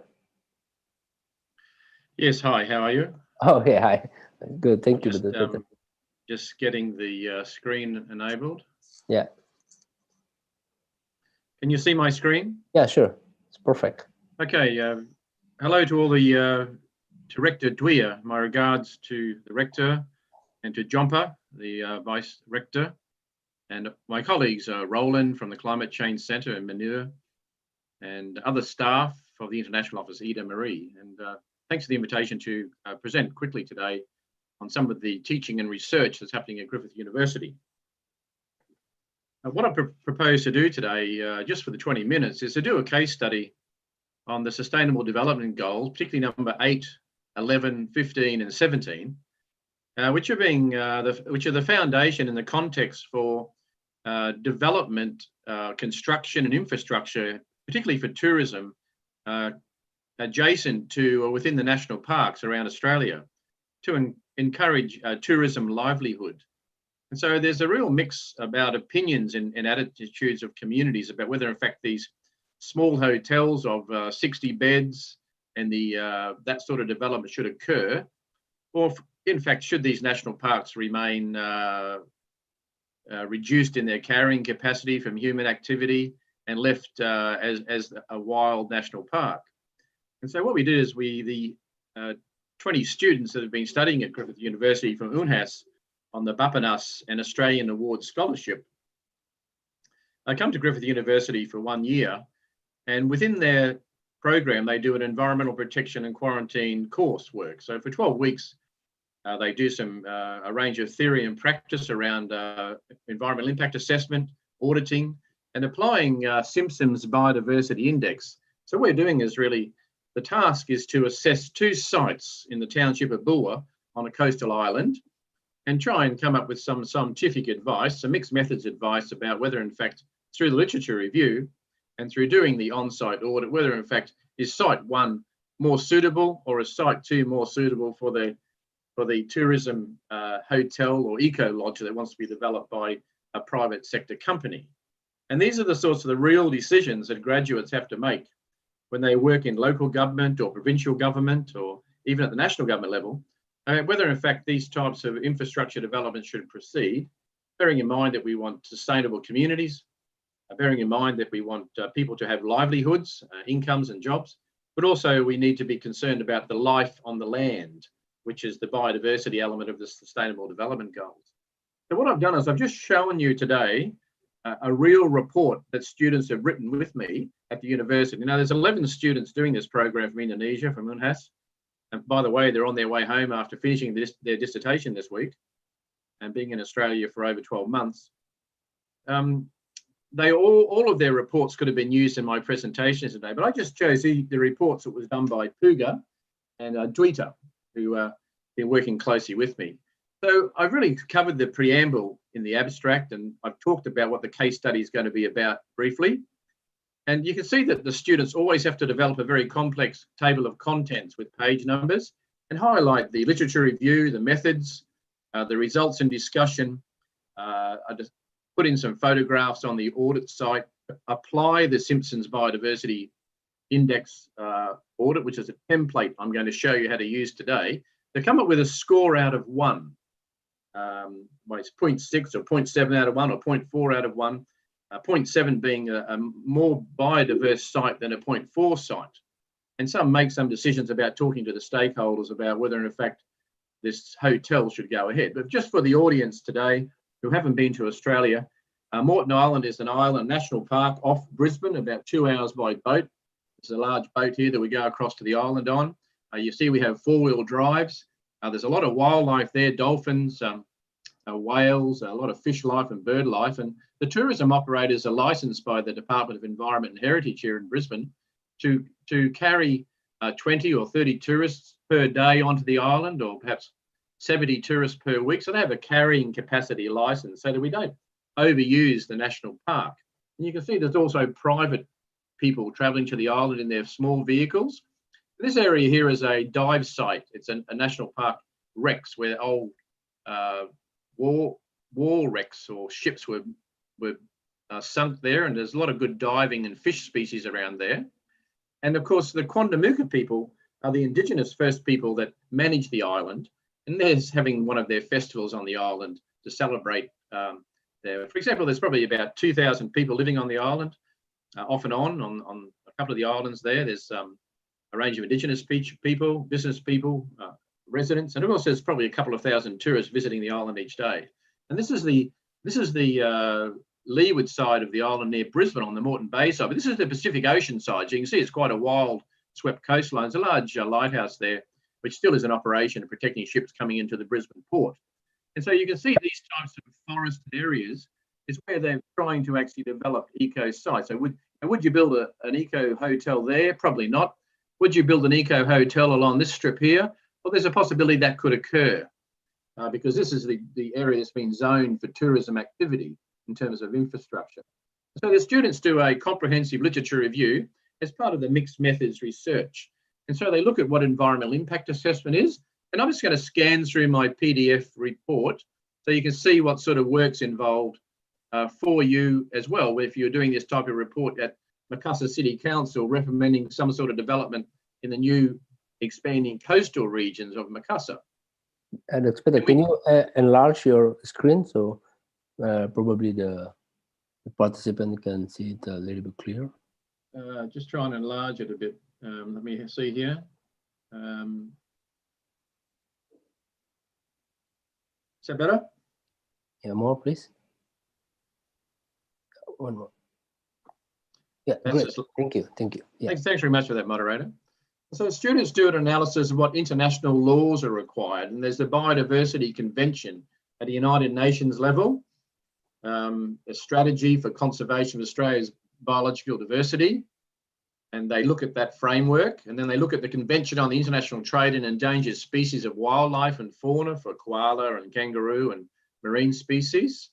Again, it's a UNEP-driven program. So remember that there's a whole lot of international treaties that Indonesia and Australia have signed up to. So when you're looking at developing elements of a national park, these types of treaties do apply in terms of how you should proceed. There's also the most important Ramsar Convention, which preserves over 60 wetlands around Australia for bird species, migrating birds. And Moreton Island, which is based around here in Brisbane, has 5 Ramsar wetland areas. So I won't go into the detail of this. This will be provided in the written paper in the conference proceedings. I just want to highlight the United Nations Framework Convention for Climate Change. There's an impact on the biodiversity if you're going to be cutting down forests to put up a hotel. There's a relationship between international law and also just common law. What do local stakeholders, what do people living there think about this development? And you can do face-to-face interviews and focus groups to get their advice on whether, in fact, this eco-lodge should proceed through the town planning requirements of the Brisbane City Council. And there's Commonwealth law, the Environmental Protection and Biodiversity Conservation. That's the overarching umbrella law, which is so important to whether, in fact, these types of developments can proceed, particularly in World Heritage areas.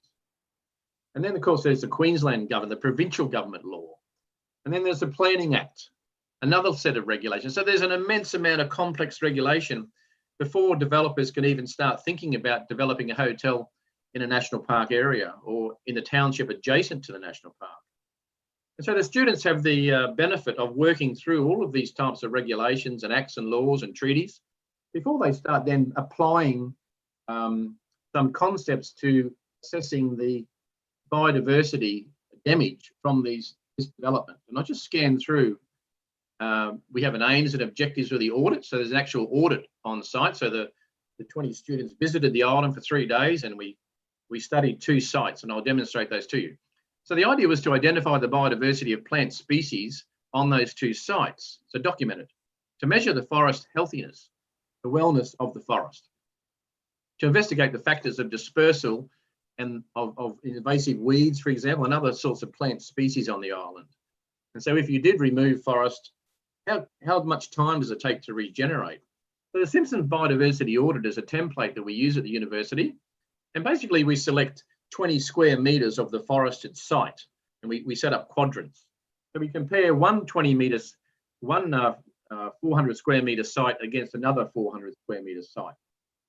And then we start to calculate, you can see using this formula. We won't go into the details today, but it's a Simpson's Diversity Index. So we're really looking at the individual number of plant species. So what are the total number of plant species? There might be 10 different types of plants and 20 of each of those.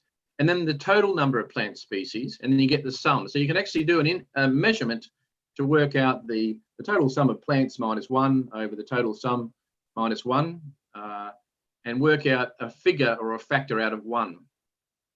And you can see that the This is the island that we traveled to. It's quite a large sand island. It's one of the biggest sand islands in the Southern Hemisphere. And it is quite well controlled by the Department of Environment and Science. So this is the township of Bulwer that we went to. And the national park fringes along here. This is the wetland, Ramsar wetland area here. So the students have an understanding of mapping, and they get a feel for the Bulwer township. About 150 people living in this township on the coast here. And you can see on the right side, the two sites. There's one site in the middle of the township and one site on the fringe of the national park. So this township is surrounded by national park. So which site is most suitable for the development? Well, certainly some students in the group said that because Moreton Island is such going to be preserved as a World Heritage Area in the future, that perhaps this development shouldn't proceed. But of course, that didn't suit some of the stakeholders, the people living on the island who did want jobs out of this. So you can see this is a township, lots of other little houses around the place, lots of good green trees. And this site would need to be cleared for the development. And this site is adjacent to a small creek and road. And of course, in the national park itself, it has a lot more history, this site on number 2. Unfortunately, recently, just prior to our visit, a forest fire came through and burnt some of the trees on site 2. When we did the study, site 2 perhaps wasn't as normally biodiverse as site 1, but in normal times, site 2 would be more diverse than site 1, but the bushfire impacted. So the students did a colour map.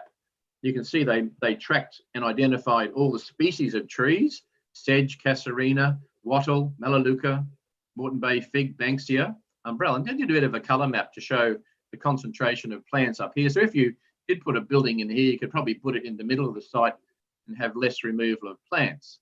Then they actually then highlighted each of the species and worked out what the species were, because the council wants to understand this is a native species sedge, this is a native swamp tree, casuarina. You can see the height of these trees, they're quite large. Brisbane golden wattle, which is quite common. This is a banksia. And you can see they've documented and plated out what sort of plants and taken some samples of those plants, brought them back to the laboratory and analysed exactly what species they were. So they had that biodiversity benefit. And this is an Australian, one of the largest trees on the site. And then they did a native plant identification. They identified each of the plants for class, family, scientific name, common name. I won't go through that in detail. You can see that later. And of course, then they looked at site 2. And you can see site 2 is certainly less dense in terms of its vegetation from the mud map that was drawn, the colour map. And you can see that probably here is a little bit more dense, but down this area here, you could probably clear some sedge, which is a low grade. You could remove that sedge and replant it somewhere else and build the building, probably a two-story building down this end of the site. And so that's a good description of what's going on for people who haven't been there. Similarly to site 2, they mapped all the plant species. They looked at the canopy heights, the shade levels, and you can see the students on site there doing the work. And they also even identified an unknown shrub, which we took to the Historical Plant Society for identification. And similarly, they did a matrix of the family and scientific names of all those plants. So it was a good knowledge person. And also, while we're doing the study, we did find and identify invasive weed species. On this island, there's 29 noxious weeds which have come from overseas, mainly South Africa, Brazil. And we mapped the asparagus fern and the umbrella tree. And we highlighted the life cycle of these plants. You can see this little nodule here which stores water for this asparagus fern, and they are very good survivors in drought. So what we did is when we're on the 2 sites, we removed these invasive plants from those 2 sites as a community exercise. And Griffith University is working over at Moreton Island twice a year with community groups, picking up beach litter and removing invasive weeds from the national park as part of our community volunteerism. And certainly then we used the most important part of our study was using the biodiversity index. So you can see this is an example of a biodiversity index. For site 1, we have the number of each of the species, the plants on the left side, the numbers, then n-1. We do the sums, and we come up then finally using the formula, a biodiversity index of 0.607. So site 1, is reasonably rich. If you look at a old heritage rainforest, like you have at the back of Macassar, you probably have an index of about 0.9 out of 1. So this is site 2. Similarly, we have less plants, but we have some good quality plants there. doing the scoring of the biodiversity site, it becomes 0.5. So site 2, while it's in the national park, is less biodiverse than site 1, which is in the town area and more suitable for development. The Simpsons Biodiversity Index also does a forest condition measurement. So it measures the tree heights, the canopy cover, the seedlings of canopy species, what sort of seedlings are being produced, organic litter on the ground, what native species in their richness, introduced species and pests, landscape position, and gives a score for each of those out of 5. And similarly, site 1 came up with about 80% forest harmony, and the other side about 75. So about they came up very similar in score for the forest condition measurement. And so here we've got students faced with trying to decide between... You have 4 more minutes, please. Thank you very much. Trying to decide between which site is most suitable to the development of a 60-bedroom eco-hotel, which would bring, employment to the island and sustain the water supply, the improved refuse, improve road facilities, etc., etc. And so the students did a SWOT analysis, the strengths, weaknesses, and opportunities and threats of each of the proposals. And there was some ecological concern. The plants are relatively smaller and younger in site 1. The topography is more flat, so maybe easily more developed. Unlike site 2, the site is not adjacent to a creek. So site 2 had a lovely creek. Site 1 didn't have a creek. And they proposed site 1 would have less pollution risk than site 2 near the National Park Creek. And also there were some social concerns about lots of tourists being in the national park in the evening. So they discussed that with local residents. And so then they had a discussion about whether to accept or reject the proposal, the development assessment from the Brisbane City Council. And what they proposed was that, in conclusion, moderator, is that site 1, they felt was based on the literature review, the qualitative discussion with residents, the biodiversity index and the forest measurement scoring. That's probably site 1 in the town area, which would be better in the town planning zone, would be best to develop perhaps a reduced hotel down to 30 beds. So halve the size of the hotel to 30-bed lodge, and design and construct the eco lodge with just 2 levels, not 3 or 4 levels that were proposed, just a 2-level low-rise building, and establish some strict regulation around the number of daily tourists that can access the island, and reduce it down to 4 people in a room, to 120 people per day visiting that hotel and getting access to the national park. And what they also felt is because you get another 120 people each day at the island using this facility, that the Brisbane City Council should allocate budget for a larger domestic waste management recycling centre at Bulwer to cope with the extra waste load. So that's the sort of results that the students came in. Of course, you can see all the references that were listed there. So just in conclusion to the moderator and the participants, just wanted to highlight to you how you would develop a mixed method study to assess 2 applications proposed for a 60-bed hotel near a national park in a pending World Heritage area. So I'm not supporting either case. What I'm suggesting to you is you need to collect good evidence and get people's opinions about whether these types of developments should proceed to meet some of the sustainable development goals that I alluded to earlier in my presentation. So thanks very much, everybody, for the opportunity to present. Thank you very much. Dr. Peter was a very interesting presentation, presenting the collaborative study with the student for credits split master with the Griffith University and Hasanuddin University, that showing us how to apply the mixed method literature and environmental impact assessment audit, and also applying Simpson Biodiversity Index. I'm curious how to use that in Indonesia, how to make an ecological development application before develop the any infrastructure and around specifically like in the national park or any in the town center. That's a very interesting presentation. That and thank you, Dr. Peter, for sharing your collaborative work. And for the last our presenters. I would like Thank to. you very much, Dr. Yani. Yeah, thank you. The last presenter, I would like to invite Professor Sumbangan Baja. He's a professor in Department of Soil Science, Hasanuddin University. And Professor Sumbangan Baja, will present this presentation, which is titled Land Use Change Within Sustainable Development Perspective, Analysis Using Remote Sensing and GIS. So, Professor Sumbangan, are you with us now? Yes. Yes. Can you Okay. hear me? Yeah, sure, please. Oh, okay. Thank you. Okay. Yeah. 10 minutes yours. 15 minutes, please. Okay. Good morning, everybody. This is our opportunity to present some concept and idea, and also the result of our research recently about land use. So the title of our presentation is Land Use Change Within Sustainable Development Perspective, Analysis Using Remote Sensing and GIS. First of all, I would like to thank my colleague. His name is Andi Muhammad Yasser Hakim. He is my student, PhD student in the graduate school of Hasanuddin University. So this paper, we made it together because we have some recent work related to the land use.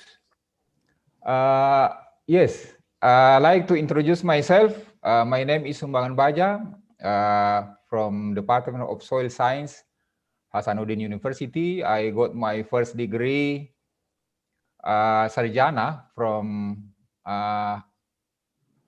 Department of Soil Science, Hasanuddin University, and second degree, master's degree from New Zealand, Massey University in remote sensing and GIS. And my doctoral degree I've got from Sydney University, School of Geoscience, Land Use Planning and GIS. Now our focus of research is in GIS modeling, land resource assessment and mapping, and also spatial planning and management. So I like to deliver some points in this talk. I think 5 points, but I like to present it briefly because only 15 minutes are given. First of all, it's about land use change within the context of sustainable development goals. And second is land use change and its implication on environment. And also I will show you our studies, especially for Makassar city and surrounding areas, and how GIS and remote sensing is being used for the study, and also concluding remarks. As we know that land use change is cannot be avoided because the fast growth of population of the world and the increasing needs of space for living. And the major pattern of land cover change over the last 3 centuries has been 3 factors: deforestation, agriculture expansion, and urban sprawl. And what is the effect? The effect of that is environmental degradation and climate change. That's why it is important to discuss about the interrelation between land use change and also sustainable development goals. If you look at the 17 goals of sustainable development goals, there are at least 5 goals that are directly related to land use change. Goal number 2, goal number 9 and 11, 13 about climate, and life on land. And most of those goals actually, most of those issues actually can be geospatially interrelated from one to another.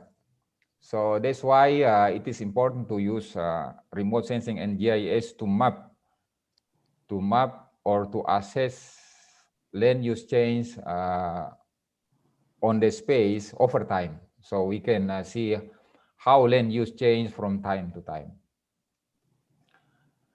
First of all, I think this is very brief about Indonesia. Maybe some of you not from Indonesia. We have around 17,000 islands, and the total area about 178 million hectares. This is only for territorial. This is one third, but 2/3 of the area is actually marine or ocean.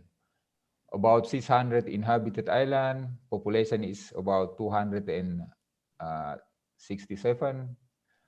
We are the 4th most populous country in the world after China, India, and the United States. And what is the issue actually in Indonesia? There are very big issue or major issue on land resource in Indonesia. There are 3 issues. First is land use conflict. Second is deforestation, and third is natural disaster. And I like to give you a very brief overview of those 3 issues. Land use conflict. Now in Indonesia, a lot of conflict within the use of the land, especially for agriculture and non-agriculture.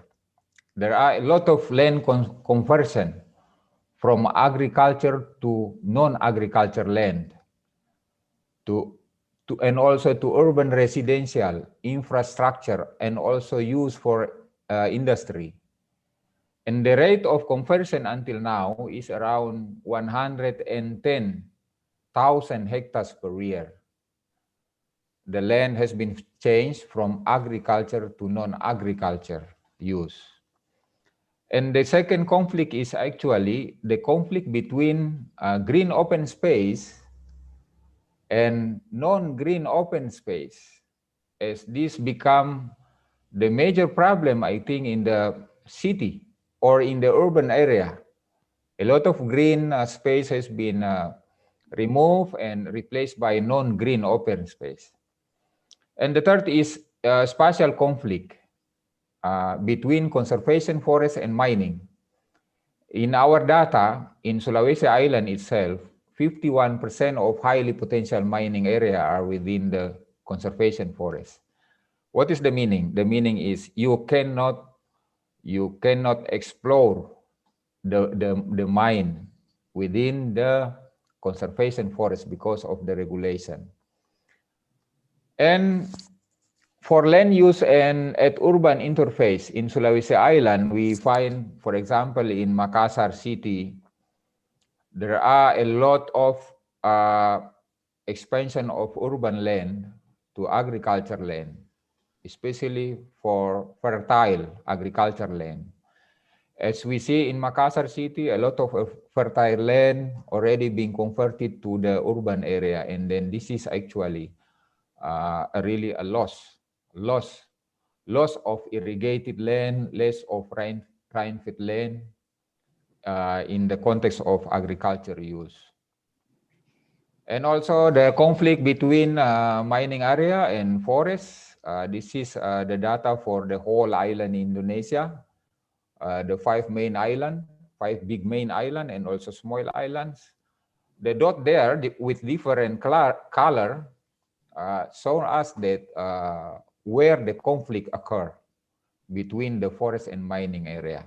So this is actually a problem for us because even we say that we have a lot of mining potential in our country, but actually we cannot explore that because conflict with the function of forest, especially conservation for forest. The second issue is deforestation in Indonesia. You can see the figure there. Deforestation is quite high in Indonesia. Within last 10 years, you see quite a great number of forest area being converted to non-forest. And this actually occur in big island, especially Sumatra and Kalimantan. If you look at the figure, then really high for the last 10 years. What is the effect of this? The effect is so many, especially environmental problem, erosion and landslide, climate change, when the forest like this being removed. And the third issue is natural disaster. I show you only one example of some of our data. This is the data for Aceh, tsunami in Aceh in 2004. If you look at that data being flashed, that is before and after the tsunami. What we can say from that is that a lot of land use that exists before that is being removed by the tsunami, and then cause a lot of change in that area. So we have to make a new plan for that area.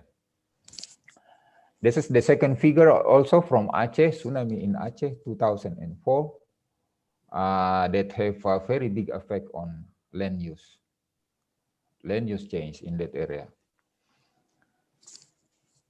Okay, with such issue, of course, we require a strategy.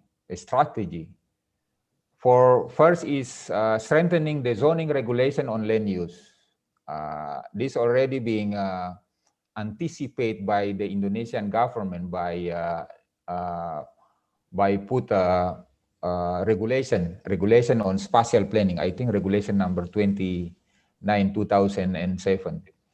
And also we have to do very regular land use monitoring. And also the third is we have to use big spatial data management. As we know, that is one of the component of Industrial Revolution 4.0, I think, for the number 3.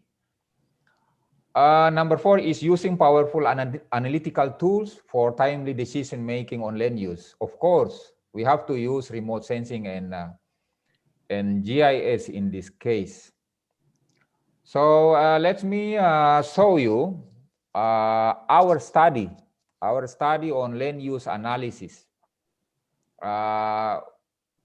We have quite a few study that already being done, already being published, but I show you just for Maminasata area.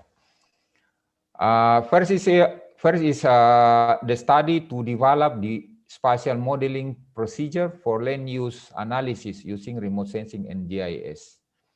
And we choose Maminasata region, one of national strategic zone. So according to the presidential decree number 55, the Maminasata region already being put as a national strategic zone. So this is very important because this zone is very dynamic, because a lot of people living in this area, and then there is increasing need of land every year. And also we use a multi-date data set of remote sensing. We have some different layers of remote sensing to see the difference or the change between the date, and also to develop the prediction model for the next say maybe 20 or 30 years. Okay, this is our areas of study. Maminasata. What is Maminasata? Maminasata means that is the integration of 4 administration area actually. Consists of Makassar City, Maros, and Sungguh Minasa is in Goa, and also Takalar. So actually we have the map. This map is produced by the government, by the central government, and already being published as an attachment of the presidential decree number 55, 2011. What does that mean? The meaning is, for the next 20 years, for these 4 government, in the development, they have to follow this rule. They have to follow this pattern of land use in the planning perspective. As you see in the figure, we have conservation forests, we have protected forests, other protected zone, area prone to abrasion, and also B. B means like management zone. You can develop for urban area, industry, infrastructure, for tourism, and many things. So what happened? What happened? If we do analysis, we use the tools of remote sensing and GIS to examine the development of land use in this area according to this presidential decree, whether the development following this rule or not. Professor Malan, you have 5 more minutes, please. Okay. By using this, we will identify how much area that already being unmatched from the area that being planned by the government and what is actually happening in the ground. So if you see over there, you got a lot of area that unmatched between the area that already being planned by the government and also the actual practical land use practical on the ground. So the implication is we have to look at again the regulation already being made, and then how to combine it or how to integrate with what's actually happened in the ground. So so we can re-regulate again about spatial planning. So this is, I show you some figure, the result of classification using different method in 2006, 2011, 2016. And we also doing some map about driving factor, why land use already being changed. The land use changed and not following the pattern already given by the government, because a lot of barrier or driving factor in the ground that already being happened. And this is the figures for each type of land use, because we have built up area, dryland agriculture, forest, and many things. We have a figure, and then the big change actually built up area already being increased very much in the last few years. And this is also analysis how confirmation in the ground between the regulation and also what actually happened in the ground. Okay, in our conclusion, the study already demonstrate potential use of up-to-date remote sensing, because we have to use this technology to keep up with the development in the ground. Otherwise, we will lose. We cannot keep up with what happened actually in the ground. And also, urban area has increased substantially within the last 3 years, and more in the next 10 years actually, already being mapped in our study. It helps also demonstrate the significance of the approach for micro-mapping to anticipate the increasing trend in the use and development of big data, especially in artificial intelligence. Now we are in planning of using artificial intelligence to detect the land use change in the area. But maybe for first example, we use a small area, and then we can expand to the big area. And of course, the study like this, we have to validate how much the error or the validation of the area. And finally, is let's think spatially and act spatially. Thank you very much. And some of this paper already being published in one of Q1 Scopus journal. This is the title, Predicting Land Cover and change in the Maminasata area, Indonesia, to evaluate special plan. This already being published, and we are waiting for another one to be published in the, I think, Q1 also. Thank you very much, moderator. Professor Mas. Thank you Thank you for so your much. attention. It's very provocative presentation, I would say. Thank you. You show us how it actually lands using really, change from what our plan, the government plan, and then what's actually really occur in the real life. Then, and this is very interesting because you took a case in Maminasata, which is also very well known for most of us, specifically in Hasanuddin University.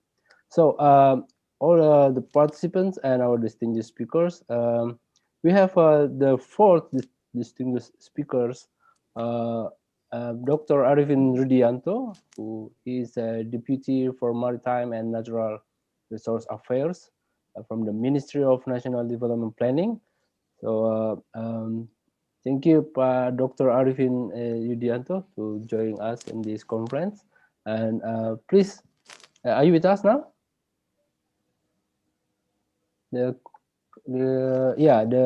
Please, the committee unmute Dr. Arifin's mic, please.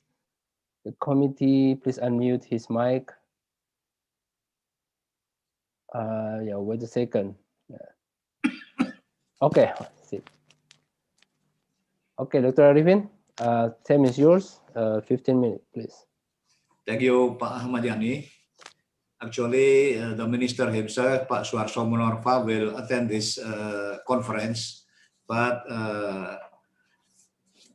there is no other agenda that cannot be avoided.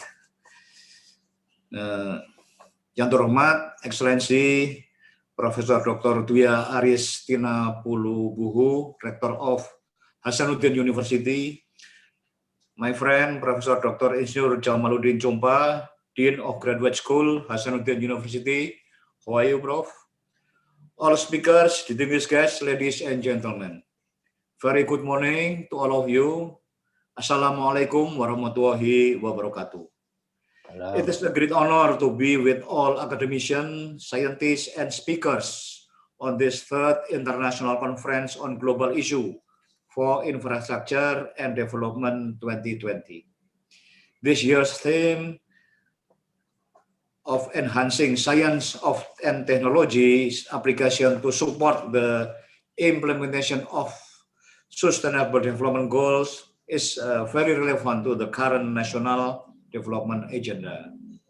This is a very strategic issues in the decade of action to achieve the 2030 Global Agenda for Sustainable Development and to apply science and technology as the basis for formulating scientific-based policy and implementation of SDGs. SDGs cannot be achieved by doing business as usual. We need to transform the business process and planning with stronger effort from all stakeholders to ensure the achievement of the 2030 Agenda. Innovative financing must be mobilized to meet the ambitious target of the SDGs in 2030. The 21st century's globalization has posed serious challenge to all countries, especially in this COVID-19 pandemic situation. The knowledge, skill, science, as well as technology undoubtedly become the basis to increase productivity and competitiveness. Moreover, science is our great ally to achieve sustainable development. Indonesia needs to work hard to increase our competitiveness and innovation as our index is still below our neighboring countries. These competitiveness and innovation indexes indicate that more efforts should be taken to strengthen the innovation system in Indonesia. Apart from that, the 2020 Indonesian Human Capital Index and 2019 Human Development Index has continued progressing. That led Indonesia to join group of countries with high Human Development Index. Distinguished guests, ladies and gentlemen, the current government of Indonesia has a big vision to achieve by 2045. The Indonesian vision of 2045 is to set the future path for Indonesia to become an advanced economic country. The strategies to achieve this vision are: first, human development and advance of science and technology. Second, sustainable economic development. Third, equitable development. And fourth, national resilience and governance. Ladies and gentlemen, innovation system promote knowledge-based economy, and it is essential to improve the country's competitiveness.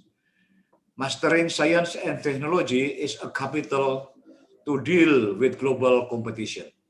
This would promote the endeavors to achieve a competitive advantage through increased productivity. Therefore, science and innovation housed in the university is crucial to support such effort. Indonesia has committed to develop innovation capabilities through the development of the National Innovation System. This has been mainstreamed within our National Medium-Term Development Plan since 2015 until 2019, referring to the experiences of countries that have successfully developed innovation systems, such as Sweden and South Korea. The element of innovation ecosystem include research and development institution as a source of science and technology development, entrepreneur as the main catalyst of innovation system, technology and business incubator, technology transfer office, and science technopark as a platform or entrepreneurs to develop invention of new product. Industry or private sector as the main agent of innovation and value creation as end users. Sorry.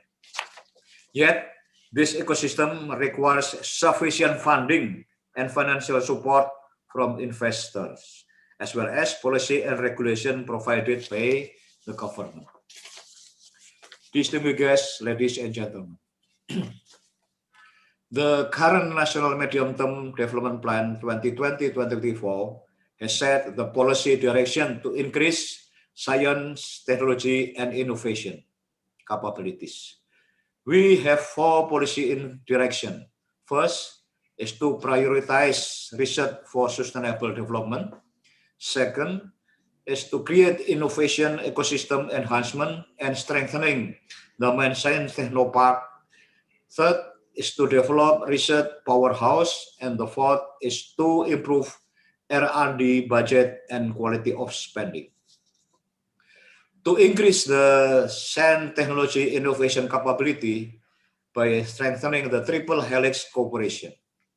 Triple helix is a synergy between academia, industry, and government.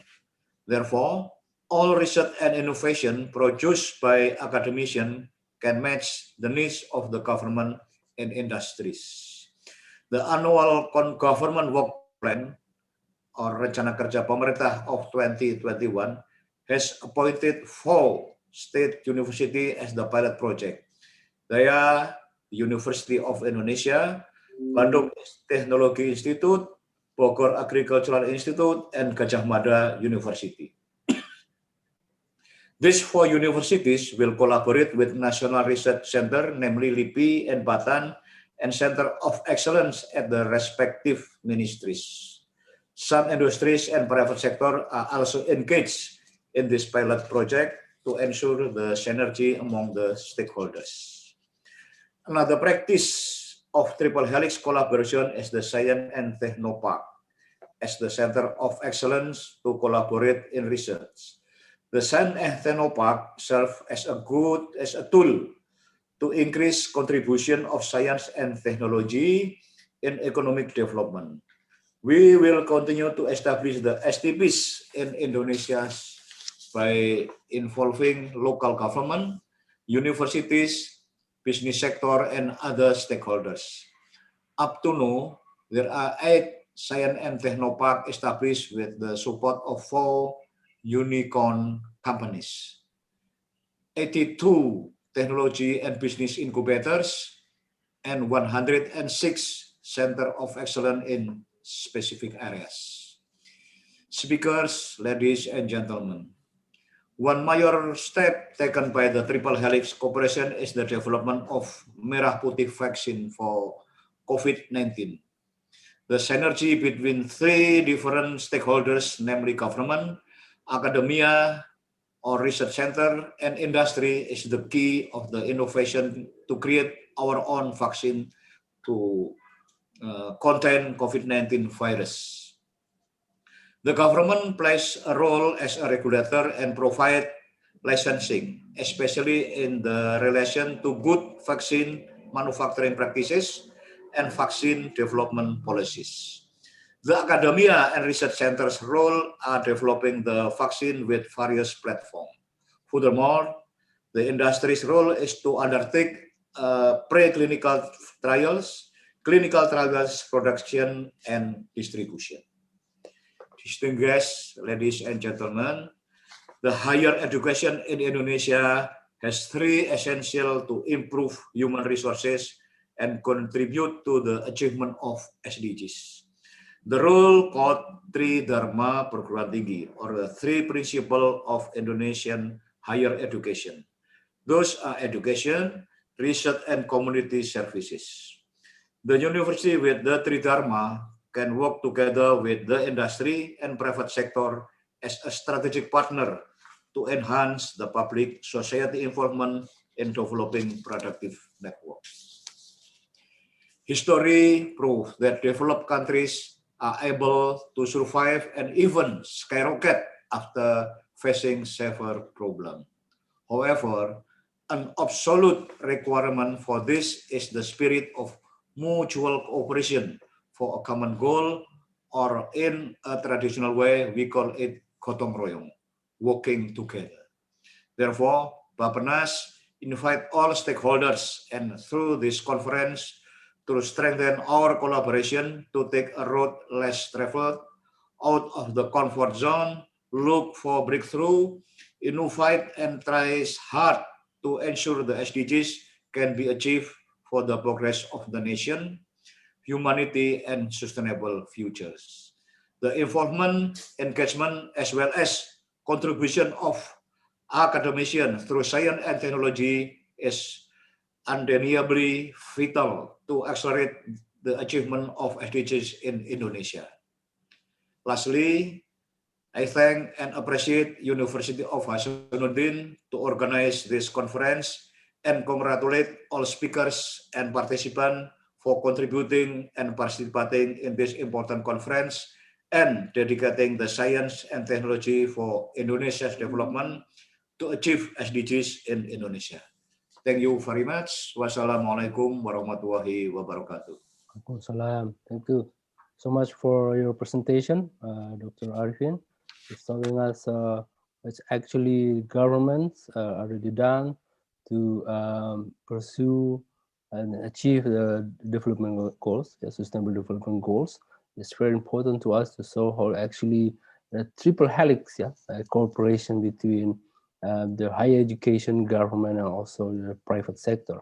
So all of the participants, we already have 4 distinguished speakers and showing us very impressive presentations and sharing us a very complex perspective of actually the challenges for achieving the sustainable development goals in the future. For I believe that some of you will have more questions to either to deep or questioning some particular issue. So I will open up the first session. Please, you can raise your hand, or you can also give me, just drop a line in the chat so I can read it down. You have any questions. So, and please help me, the committee, if any participants already raised his hand. So, And so any question for our distinguished speakers this morning? Anyone?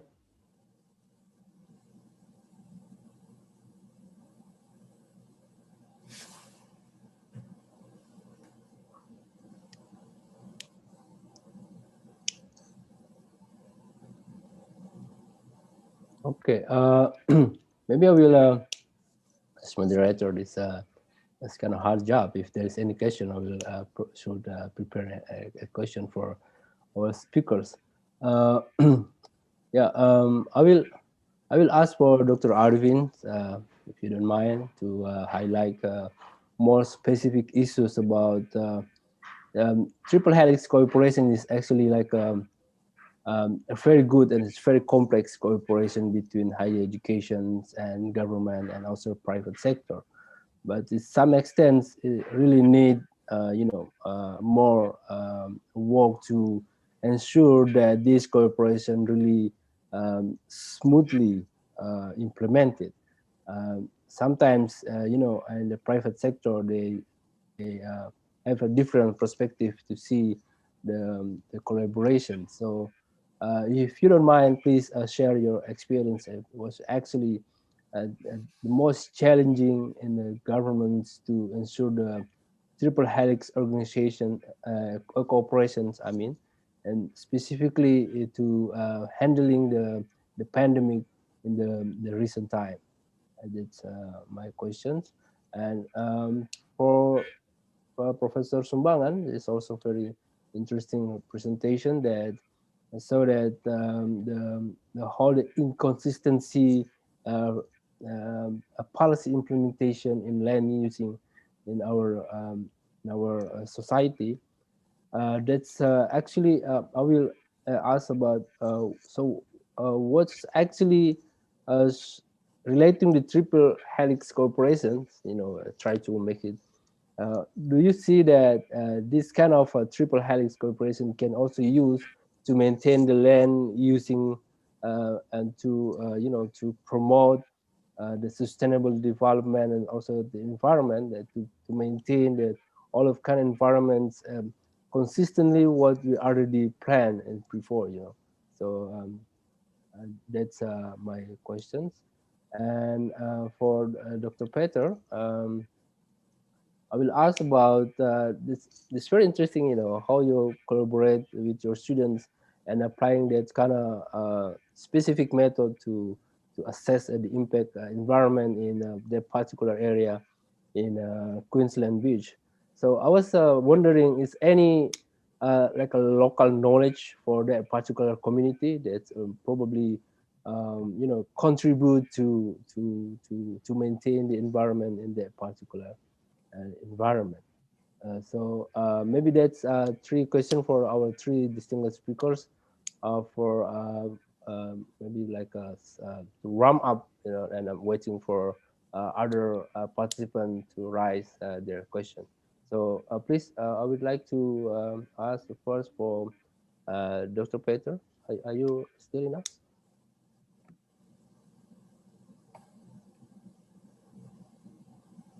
Dr. Peter, are you still with us? Okay, maybe Professor Sumbangan, are you still with us?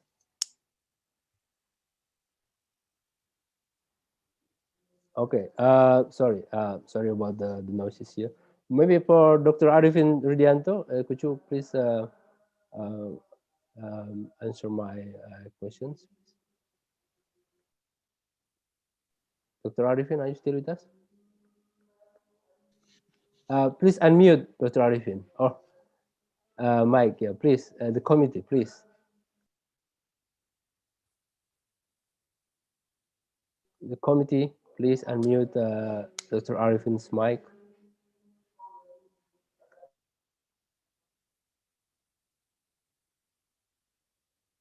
The host, please.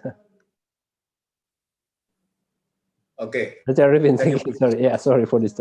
Yeah, please. First of all, the SDGs implementation is a need contribution from 4 stakeholders, namely government, academician, private sector, and the community.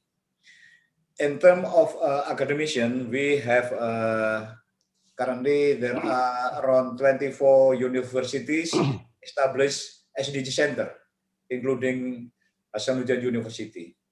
And through SDG Center, we hope we can create a system to solve the SDGs problem in a local area. So we will mobilize all resources from local government, from local private sector, and also from local academician to solve, which goal need to be solved together. There are some example in some area. For example, in Jambi province, there is a small 7 villages. They never have electricity since the independent day. And some academician together with local bank and local government provide mini hydro power plant. This is simple, but it's very useful to achieve SDG goal. In other area, there are some commodities that very high economic, but still not managed in a reliable manner. So with collaboration between private sector and local government and academician, they put some interaction between the farmers, the off-taker, with some introduction of appropriate technology.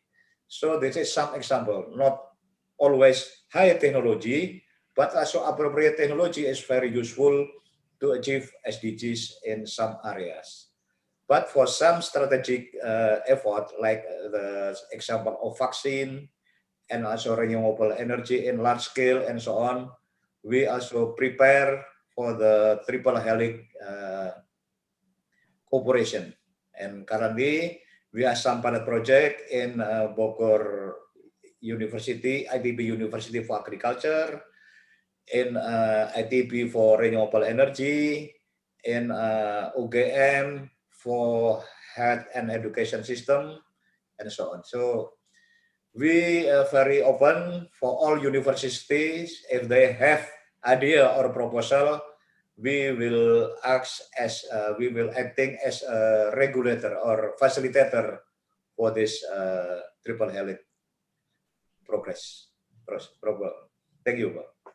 Thank you so much, Dr. Arifin, for sharing us the some cases about how it's actually triple helix cooperation really happened in the society, in the community. That the governments, the university, and also the private sector collaborate together to face to handling any obstacles for the community to achieve the sustainable development goals. And the most important one is also, it's not only focusing on like more technology or materials issues. We can also consider about like a social impact of the society. It's maybe that the private sectors is usually try to to thinking about like academics perspective in terms of material. So they also should consider about the social impact in the long terms for the societies. Any evidence that can occur and then that actually and negatively contribute to our movement to achieve the sustainable development goals. So yeah, maybe is there any question? If there's not any question, because I'm so sorry for the background noise in my home. But so maybe please allow me to finish this our very productive sessions. We have 4 distinguished speakers, and so was it's very interesting and impressive and also provocative presentation that I believe that really contribute to all of the participants and our guests and our distinguished speakers, and that will be give us inspirations and idea to move forward to achieve the sustainable development goals. Thank you so much for all distinguished speakers. Thank you, Pak Dr. Arifin. Thank you, Dr. Peter. Thank you for Professor Sumbangan, and thank you for Professor Hideaki Asuhara. So for spend time with us this morning in Indonesia, and I hope you all guys stay healthy and stay safe. And thank you so much.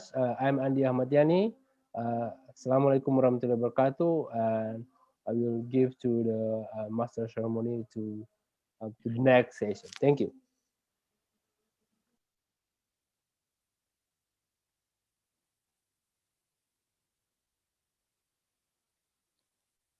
So, thank you very much for our moderator, Andi Ahmadiani, MSc, MPA, MSc.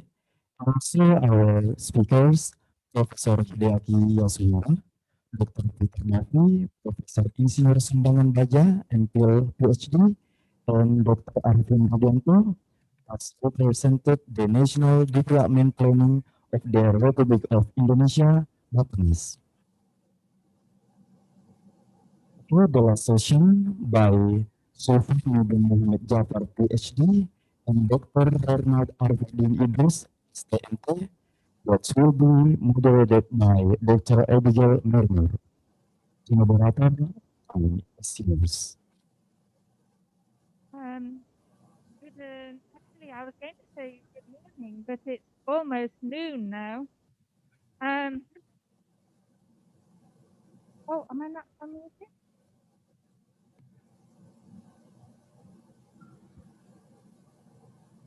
Yeah.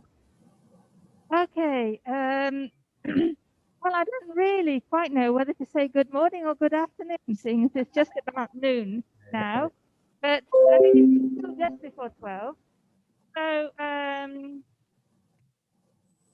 very happy to be able to join you all in this excellent international seminar, and also to be able to present two very distinguished speakers who are going to share their knowledge and experience with us in this session. I just very briefly introduce myself. My name is Abigail. I'm British, but I've lived in Indonesia since 1998, and I'm now at Universitas Hasanuddin. So, without further ado, I'll just briefly introduce our two speakers. The first is Dr. Zulfahmi bin Mohammed Jafar, who is a Doctor of Philosophy in Engineering Science from the University of Mississippi in Oxford, USA, who is currently a lecturer at the University Science Malaysia. His specific research interests include asphalt and pavement, transportation, performance modeling, pavement design, and asset management. The second is Dr. Bernard Arifin Idris, who has a doctorate in philosophy in mineralogy and economic geology from Aachen University in Germany. He is a lecturer at Gajah Mada University in Indonesia, and his research interests include earth science and especially geology. So, without further ado, Dr. Zulfahmi bin Mohammed Jafar, the floor is yours.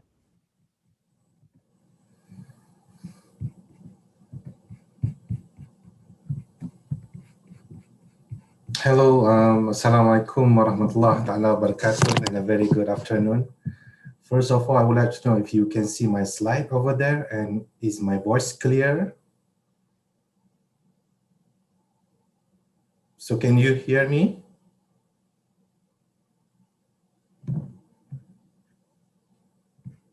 Can you hear my voice over there? Yeah, yes, clear. Okay, thank you. Now, again, very good afternoon to all. My name is Zulfahmi bin Mohammed Jafar. So I received my PhD from the University of Mississippi, Oxford, under the guidance of Dr. Wahiduddin. So, however, he recently passed away due to the COVID-19. So, Al-Fatiha for him, and may he rest in peace. And then I received my master back in Malaysia, University of Science Malaysia, and also I completed my degree, okay, under civil engineering chapter, also in University of Science Malaysia. Now I'm coming back as a lecturer at the University of Science Malaysia, and this is actually my first year teaching. So I think I'm the youngest here. I started my career back in August 2019, and well, at least it's good to have you know, the opinion and also thinking from the young researcher as well. So we have gone through a series of lecture before. Thank you very much to distinguished guests. I am honored, okay, to have this opportunity to share my views today on the critical role of enhancement of science and technology application to support the implementation of Sustainable Development Goals, which is the SDG worldwide, okay? And given the profound social changes, the economic, and also the recently the unprecedented COVID-19 pandemics challenges that we are now facing, okay, the importance of science and technology is only growing. It can't be denied, okay? Thank you very much to the men and women out there that work really hard to ensure that the Third International Conference on Global Issue for Infrastructure, Environment, Socio-Economic Development reality. I personally appreciate your teamwork and effort to support the advancement of science and technology, application to encourage and support the implementation of the SDG, okay, by the United Nations Department of Economic and Social Affairs. Right. So back to the SDG. So it was driven by the sustainable development. Okay, 17 goals were set from a goal to end the poverty, which is the SDG 1 worldwide, until strengthen the means of implementation and revitalize the global partnership for sustainable development. That is the SDG 17, right? So as a general remarks, SDG is a decade of work by countries worldwide, and that includes the United Nations Department of Economic and Social Affairs. So from the Earth Summit back in June 1992, which is taken place in Rio de Janeiro in Brazil, and prolonged to the 2030 Agenda for Sustainable Development, preservation is their key consideration. So thank you very much for the opportunity today. All right, therefore the preservation, whether we like it or not, must include the sustainability concept, right? And then this sustainability focus on meeting the needs, okay, of the present without compromising the ability of future generation to meet their own needs. So that's you know, the general introduction.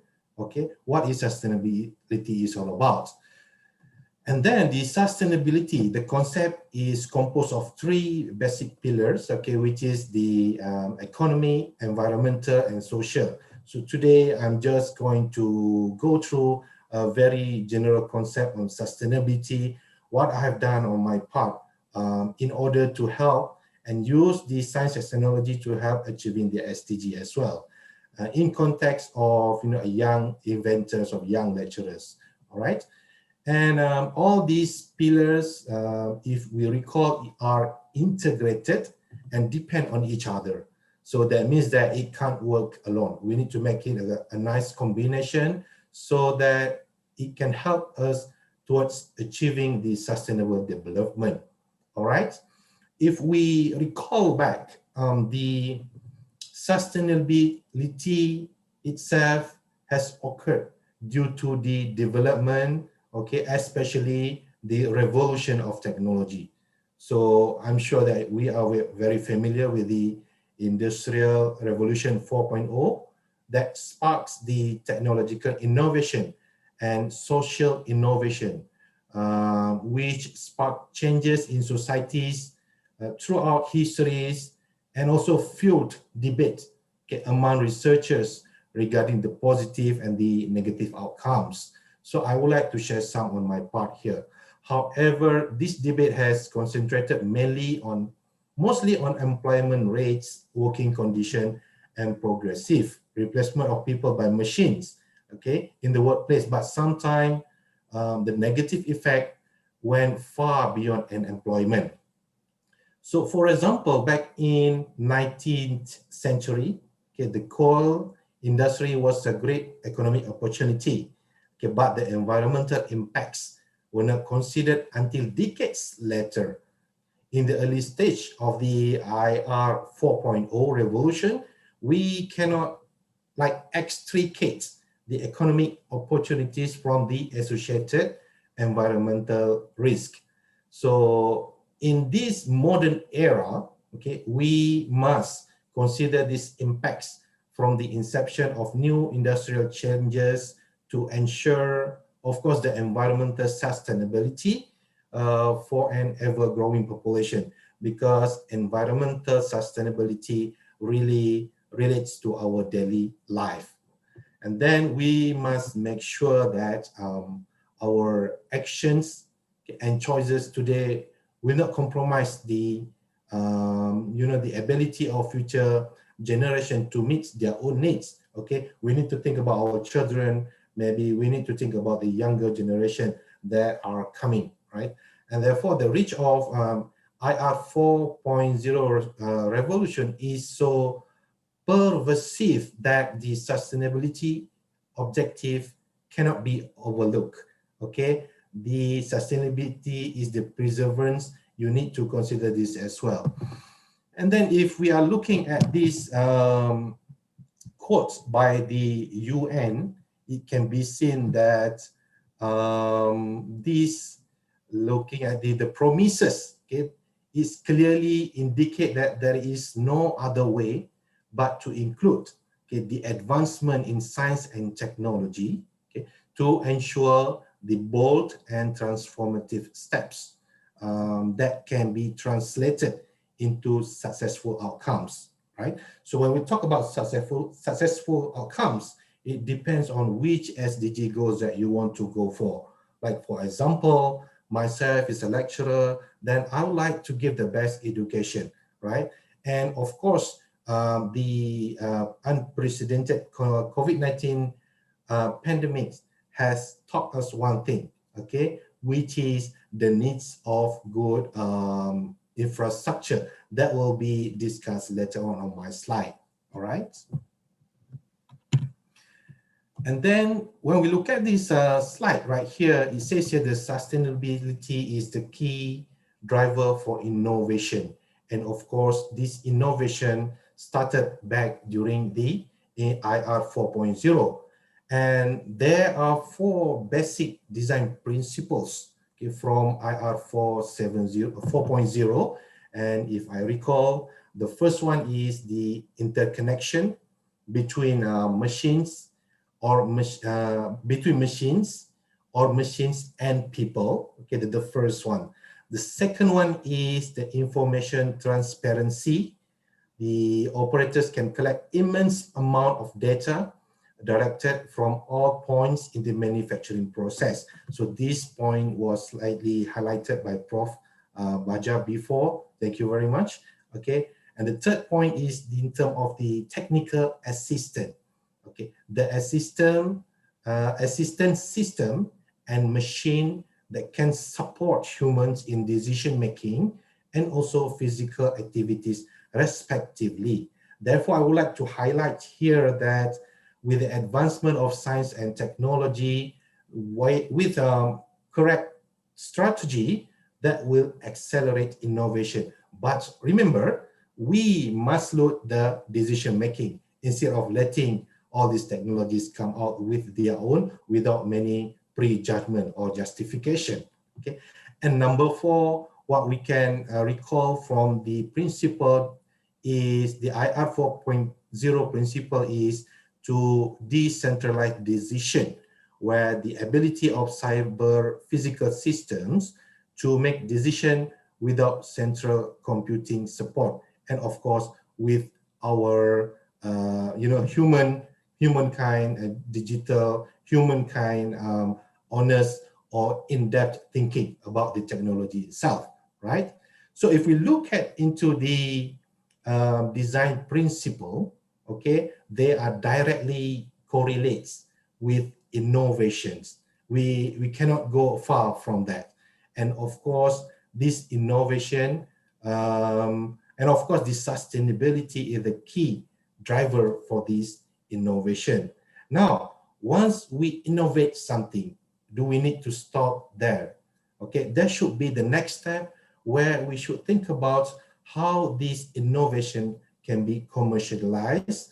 Therefore, this technology towards the end can help the community and as a whole to help reaching the SDG goals, right? Therefore, we can say that it is through the science and technology with strategy very important to achieve these objectives. Right now, I'm sharing with you this beautiful picture right here. This is one of the technology that was developed by our Malaysian citizen, and this is a Malaysian technology right here. I would like to share how this machine that we call the AIRKU, okay, the AIRKU helps to take care of the daily solid waste from the households and also industries right here.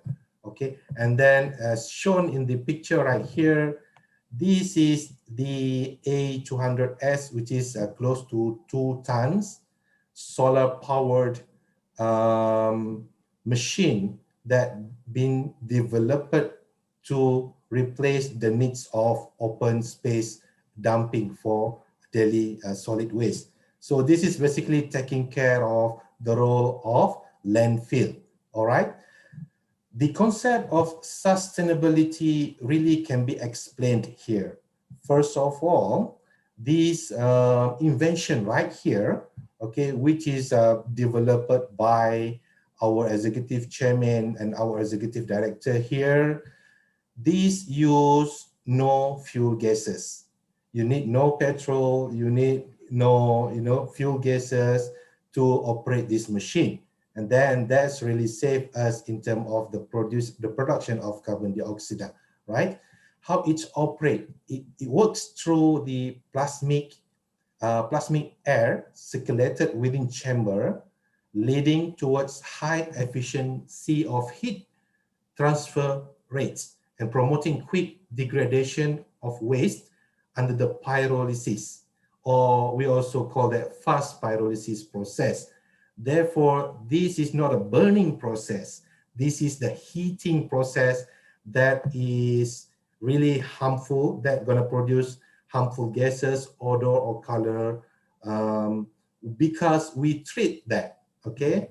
Right here, if you can see, we put filter right here to treat these smokes and turn it into vapors only, right? And this closed loop system right here will be heated up to 1000 degrees Celsius. So all those daily household that you have, well, of course, there are some exceptions. For example, you can't put glasses, you can't put bottles, you can't put tin cans, for example. But others, yes, if you have woods, dry leaf, all other plastic materials, yes, you can put that. So what happened is, at the end, the AIRKU will turn all that material, the solid waste, into the ashes right here. That's why it's been called the AIRKU. And this fine ash right here can be recycled using for different purposes. For example, the local person, this is from one of the town in Malaysia. So one of the uncle that lives there, he used this waste right here for fertilizer purposes. And as for me, I'm an asphalt researcher, asphalt scientist. I can use this to study how it can contribute to the strength of the pavement itself. So that's one of the advantage of the AIRKU right here. So this is how we can play our part towards reaching the Sustainable Development Goal. And of course, we alone cannot reach everything, all those 17 goals, but it must be done through gotong royong, like has been highlighted before, so that each person can play a small role to each all those objectives, right? And this Asia right here is very useful, requires no fuels, it goes green, affordable, cost efficiency, easy for mobilization, okay? And then this is the most important key things right here. It can take care up to 90% of the waste that were dumped at our open and landfill, right? User-friendly and also using closed-loop system. But of course, there are slight, what we called maintenance that is required as we go through the process, okay? And then I would like here to, share my idea, okay? Basically, I think there are 3 important points, okay? What we need more right now as we face the COVID-19. And the first one is we need to make sure that we have access to matured infrastructure, okay? Of course, when we talk about infrastructure, we want everybody to get that advantage. For example, if we build a road, we want a road that is usable, not the road that is full of potholes, right? But at this time of pandemic era, and being me as a lecturer, I think now another important infrastructure is the communication infrastructure. That includes the Wi-Fi and also access to the internet, okay? I have students that got to travel to cities just to get the access to the internet, the good internet to come for the classes, to complete their tests. So that's very sad reality that we need to know that it happens somewhere outside, okay? Excuse me, Dr. Jaffa. You have just 4 minutes left. Okay, sure. Thank you. And then by looking at these, I hope that later we can have an infrastructure that cover both, rich and poor person as a group. And then we need to focus more on recycle, reduce, reuse, recycle. That's where we can help in terms of sustainability. Me, myself, being me, I use plastic as well to incorporate into asphalt. Okay, it's not new, but it's maybe new at your place. So that's my role, to introduce this concept and using the technology to get to reduce the effect to the environment and also to help the society get a cleaner environment as well.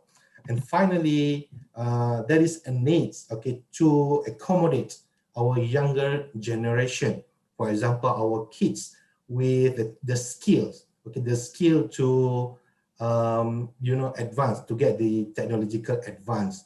And then of course they can do coding, they can do all this vocational training and so on. But at the end, this skill will make it different and fit better to our education system to help reaching the SDGs.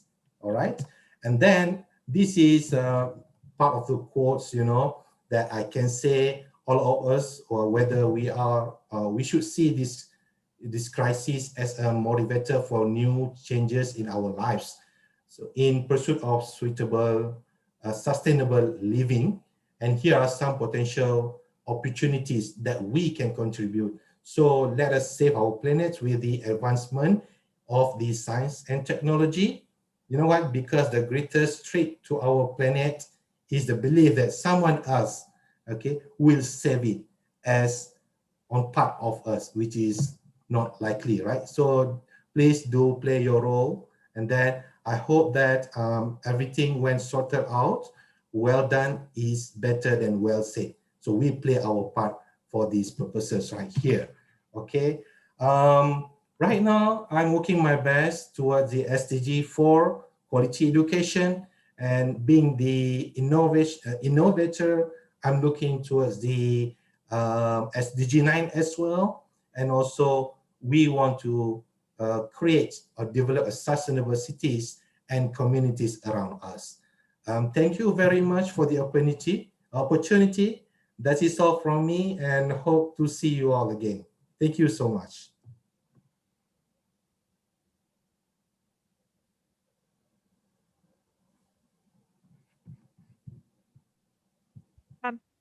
Sorry. Right, it really is a good afternoon now. Thank you very much for that excellent talk, which was not only interesting, but also inspiring and telling us all that we should all be doing something. Now, in view of the time, I straight on to our next invited speaker, Dr. Arifudin Idrus. And then after that, if there is some time left, maybe we'll have some questions. First, let us listen to our next invited speaker. The floor is yours, Dr. Arifudin. Okay, well, thank you very much, Dr. Abigail, for the moderator today. First of all, I would like to thanks to the committee to invite me to be one of the invited speaker today. Her Excellency Professor Dwi Aristina Pulubuhu, as Rector of Hasanuddin University, Dean of Graduate School, Hasanuddin University, Professor Jompa, Chairman of the Organizing Committee, Dr. Widodo, and all distinguished keynote speaker and also invited speaker today. Of course, all the participants. We move to another topic today on our mineral resources in Indonesia and what their role to achieve sustainable development goal. So, first of all, I would like to introduce myself as the previous speakers done. So I am Arifudin Idrus, was graduated from Hasanuddin University, actually my bachelor. So actually Hasanuddin University is my original alma mater. Yeah. And then the master was completed in ITB in mining engineering. And as introduced by Dr. Abigail, I was complete my PhD, Dr. Renat, in mineralogy and economic geology at RWTH University, Germany. And currently, I'm working for Universitas Gadjah Mada in Yogyakarta. And currently, I am a General Secretary of Society of Indonesian Economic Geologists, elected council member for Society of Geology Applied for Mineral Deposit, and current research interest on mineral deposits, on geology, on or geochemistry, mineral chemistry, and everything that's related to very specific things, including geometallurgy and technological critical raw material recovery and mineral exploration. Well, this is my outline talk today, starting from introduction in general things, or deposit in Indonesia, potential optimization for sustainable development goals, some critical issues to achieve sustainable development goals, and closing remark. Okay, we're starting from the general things, and we come back into Undang-Undang Dasar 45, Article 33 of the Constitution, in paragraph 3, say that earth, water, and natural resources contained therein controlled by the state and used for the greatest prosperity of the people. This, I like very much this article, basically, because this is protect all resources, both in the surface and then therein in the land, so for the greatest prosperity of the people of Indonesia. So I think these articles in line with the concept of a United Nation Agenda 2030, which is we know that is Sustainable Development Goals. We have 17 SDG here, and then we look into the current data. In 2019, in the sector of mineral and coal, Indonesia contribute the biggest non-tax national income of 172.9 trillion rupiah. So compared to the other sector, I believe from the non-tax national income, this is the biggest one. So I think from this point of view, I think the contribution of this sector very important to achieve the sustainable development goals. Okay, we look into more detail about the Indonesian metallurgy here. Yeah, this is very general metallogenic map of Indonesia. We look basically Indonesia contain or having very big potential of ore deposit here. We look here, for example, in the along this yellow line here. This area contains gold, silver, copper, for example, and then we have this light blue color here is the area for tin, for example, and we have in the central Kalimantan, West Java, and then East Java until to Nusa Tenggara. I think so. We now all the geologists understand that it is a host of the world-class copper gold deposit. Of course, we know well about the Grasberg is the biggest single deposit for copper, gold, and silver in the world. So basically, we have a big potential. I think the top 10 biggest countries in the in mineral deposit. So we look in detail about the gold and the base metal and coal in Indonesia and highlighted some major deposit in Indonesia here. Yeah, for example, here we have coal in the eastern part of Sumatra Island, and then also in this is southeast part of here very enriched in coal, for example. And then, as I explained before, we have plenty huge number of mineral deposit in Indonesia with many of them is categorized into world-class deposit.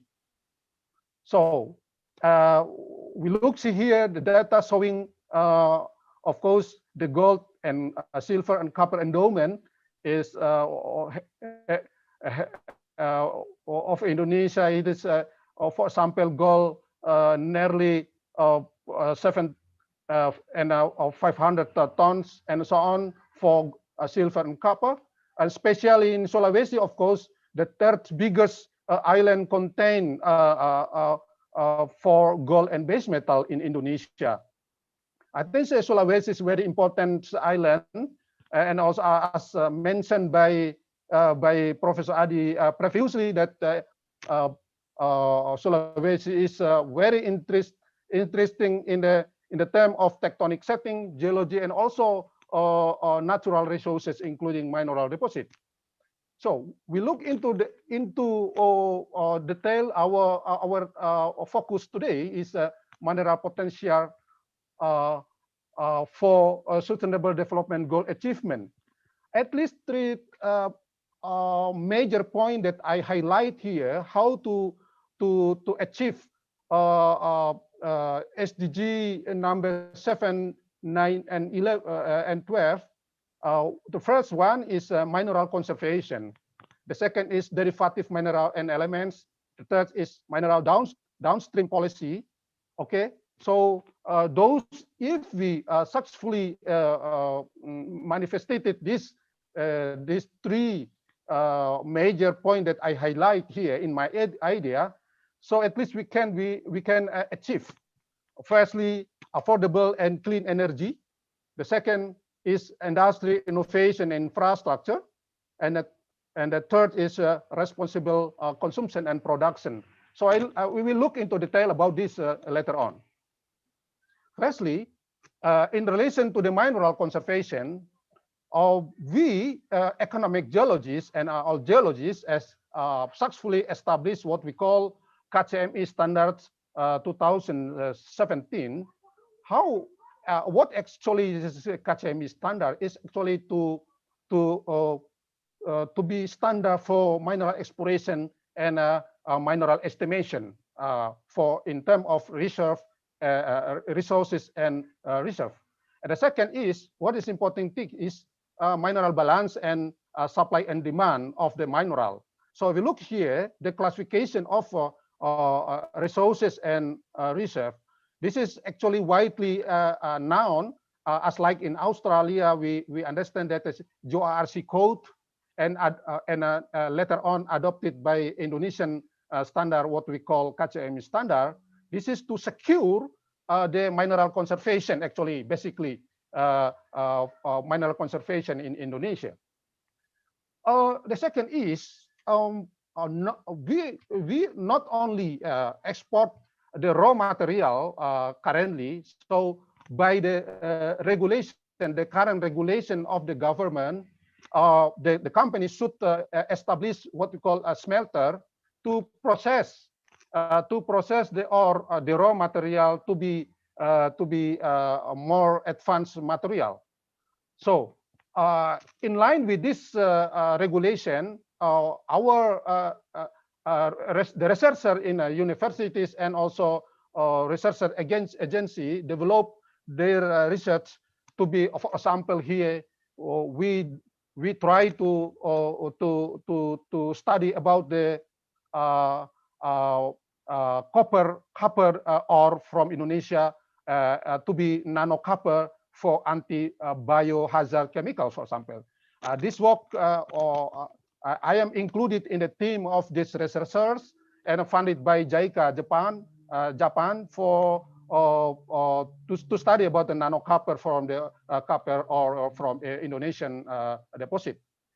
So the second is currently we have the MBF Germany research collaboration and already granted for 3 years, 2021 to 2024, in terms of efficient and sustainability recovery of strategic element from Indonesian ore deposit.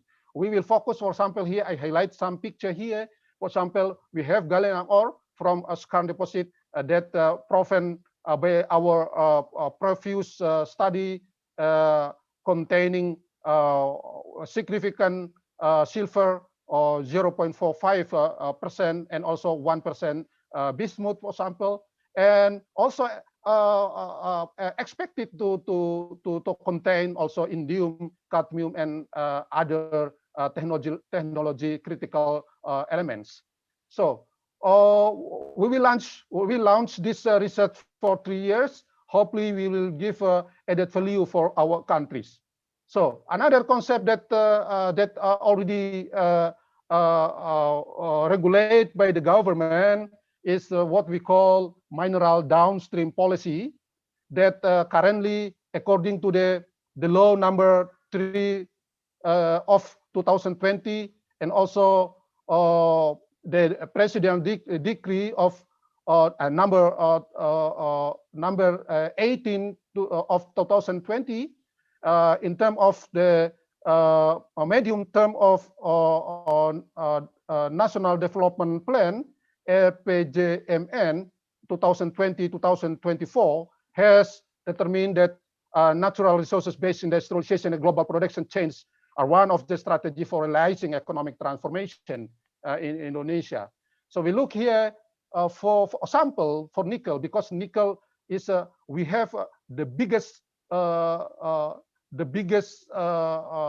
countries having nickel resources in terms of nickel, laterite nickel in Indonesia.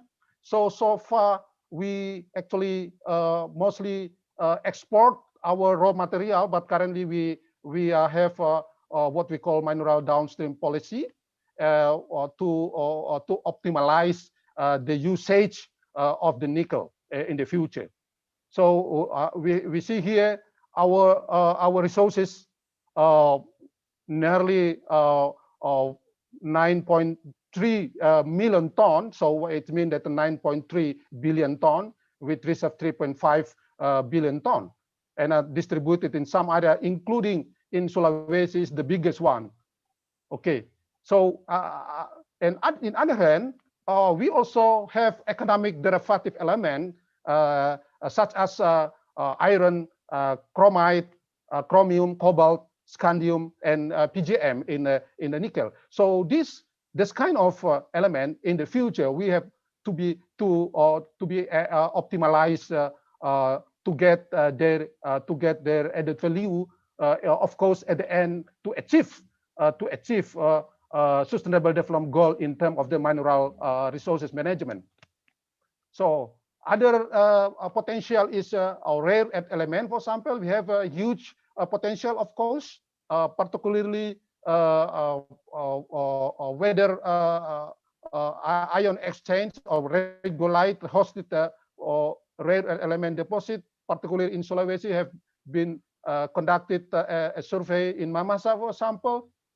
And then, of course, lithium basically derived from various sources like pegmatite, continental brine, and geothermal brine. Particularly in a continental brine, maybe we need to study more detail about Lucy in Sidoarjo. For example, here previous data showing a significant content of lithium. And of course, as mentioned before by the previous speaker, we have one-third geothermal field in Indonesia is in the world. It's Indonesia.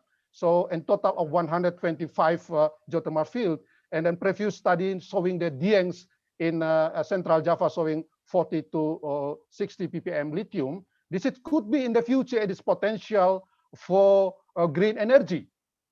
So we convert from mineral to be green energy.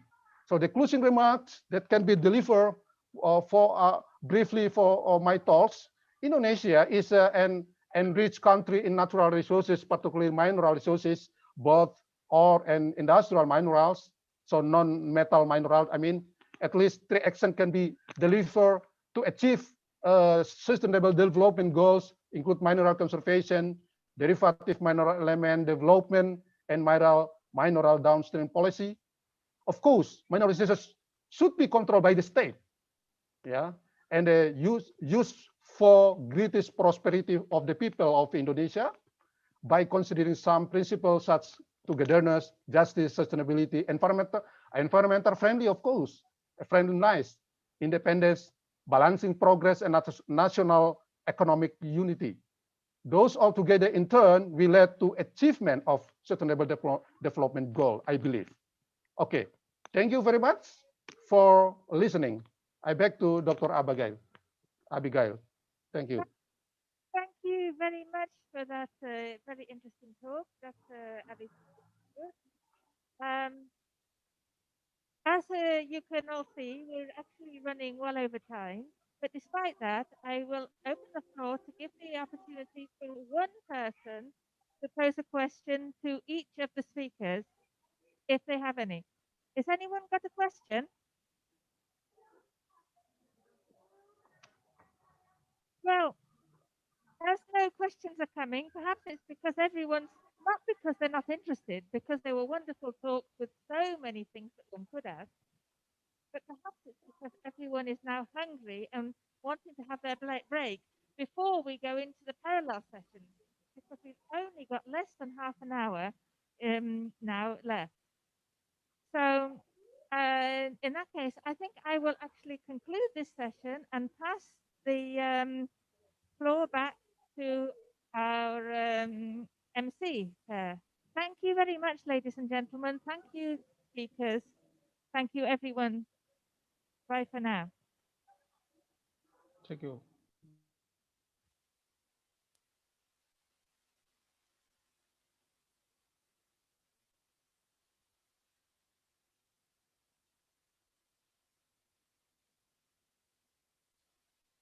Oh, actually, maybe I'll just add something. If you have any questions at all, you can always ask them later. As you can see, one of our speakers has given his email, and I'm sure that you can put questions in the chat later or send them somehow to the speakers if you have anything later. Thank you very much.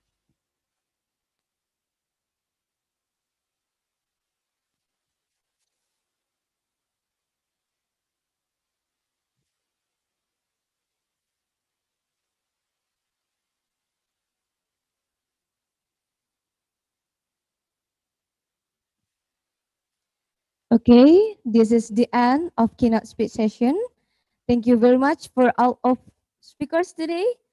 That Profesor Dr. Eng Adi Maulana STMPil, Profesor Hidyaki Yasuhara, Profesor Insinyur Sumbangan Baja MPil PhD, Dr. Peter Dave, Zulfahmi bin Muhammad Jafar PhD, and Dr. Renat Arifuddin Idrus STMT. That is amazing presentation today, of course, for us. And also, thank you very much for our moderators today. Dr. Andes Muhammad Yusri Zamhuri, MA PhD, M. Hatiani MSc, MPA MSc, and Dr. Abigail Mary Mori. Thank you very much for today. And next is break session.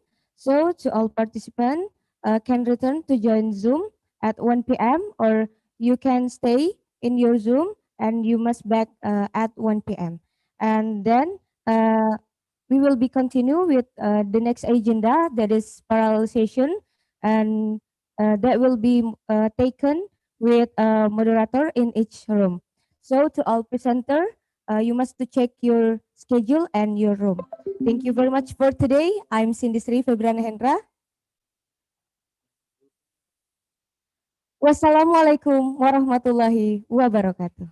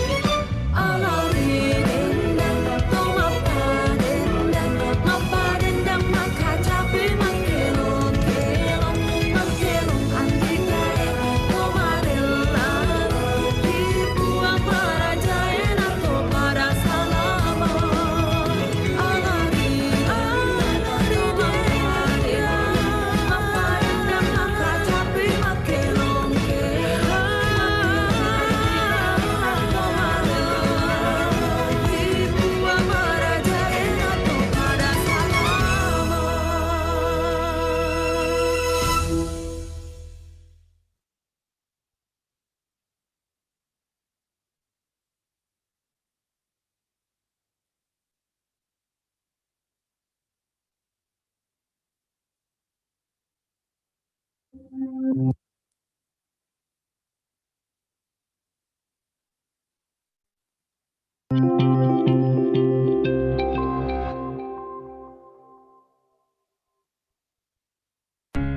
tahun 1982 bekerja sama dengan Institut Pertanian Bogor, program Pasca Sarjana lahir. Selanjutnya menjadi institusi pendidikan magister dan doktor pada tahun 1986. Setelah transformasi Universitas Hasanuddin dari Badan Layanan Umum menjadi perguruan tinggi berbadan hukum pada tanggal 16 Mei 2016, program Pasca Sarjana berubah dari program Pasca Sarjana yang dipimpin oleh Direktur menjadi Sekolah Pasca Sarjana Universitas Hasanuddin yang dipimpin oleh Dekan. Dengan visi mewujudkan Sekolah Pasca Sarjana Unhas pada tahun 2030 sebagai pusat pengembangan insani, ilmu pengetahuan, teknologi dan seni berbasis benua maritim Indonesia yang proaktif, inovatif, serta memiliki daya saing bangsa. Sekolah Pasca Sarjana Universitas Hasanuddin mengembangkan insan cendekia berkarakter, inovatif, dan berdaya saing internasional melalui pembelajaran berbasis riset.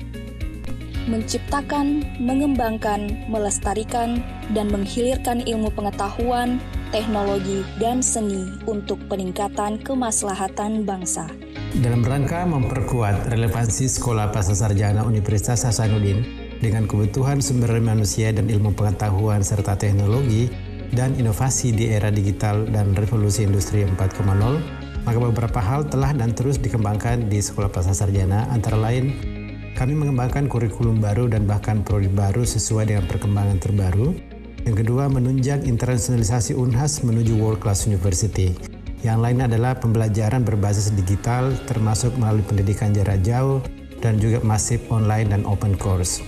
Yang ketiga, menjadikan mahasiswa Pasca Sarjana Unhas sebagai SDM unggul dan bagian dari peneliti handal Universitas Hasanuddin. Yang keempat, menjadikan mahasiswa Pasca Sarjana sebagai bagian dari sumber daya manusia unggul dan peneliti handal di Unhas. Yang kelima, intensifikasi kerjasama dalam dan luar negeri termasuk dengan beberapa lembaga di Australia, di Amerika, di Jepang, di Eropa, dan negara-negara Asia lainnya. Dalam penyelenggaraan Tridharma, sivitas akademik dan tenaga kependidikan Sekolah Pasca Sarjana Universitas Hasanuddin senantiasa memegang dan menjunjung tinggi inovatif, arif, dan integratif.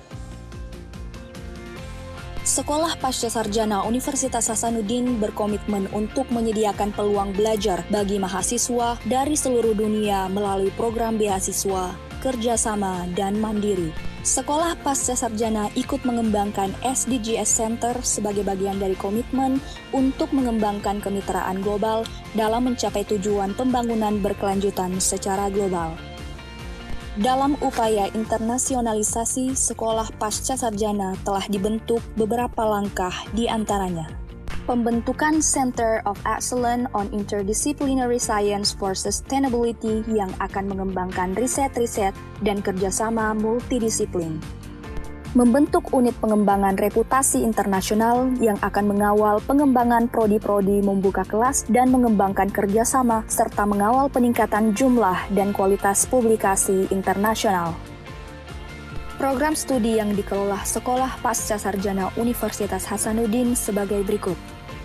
Program Magister Sistem-Sistem Pertanian, Perencanaan dan Pengembangan Wilayah, Pengelolaan Lingkungan Hidup, Agribisnis, Manajemen Perkotaan, Ilmu Biomedik,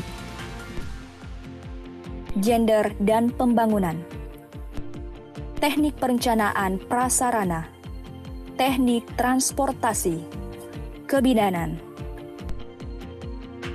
Biomedical Engineering, Logistik, Energi Terbarukan, Mitigasi dan Bencana.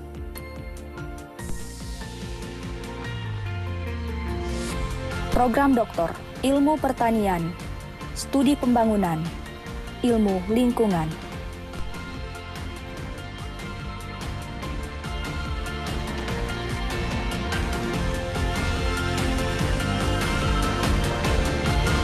Ayo, mari bergabung bersama kami membangun bangsa melalui penguatan SDM, memperkuat inovasi untuk solusi pembangunan dan memperkuat daya saing bangsa.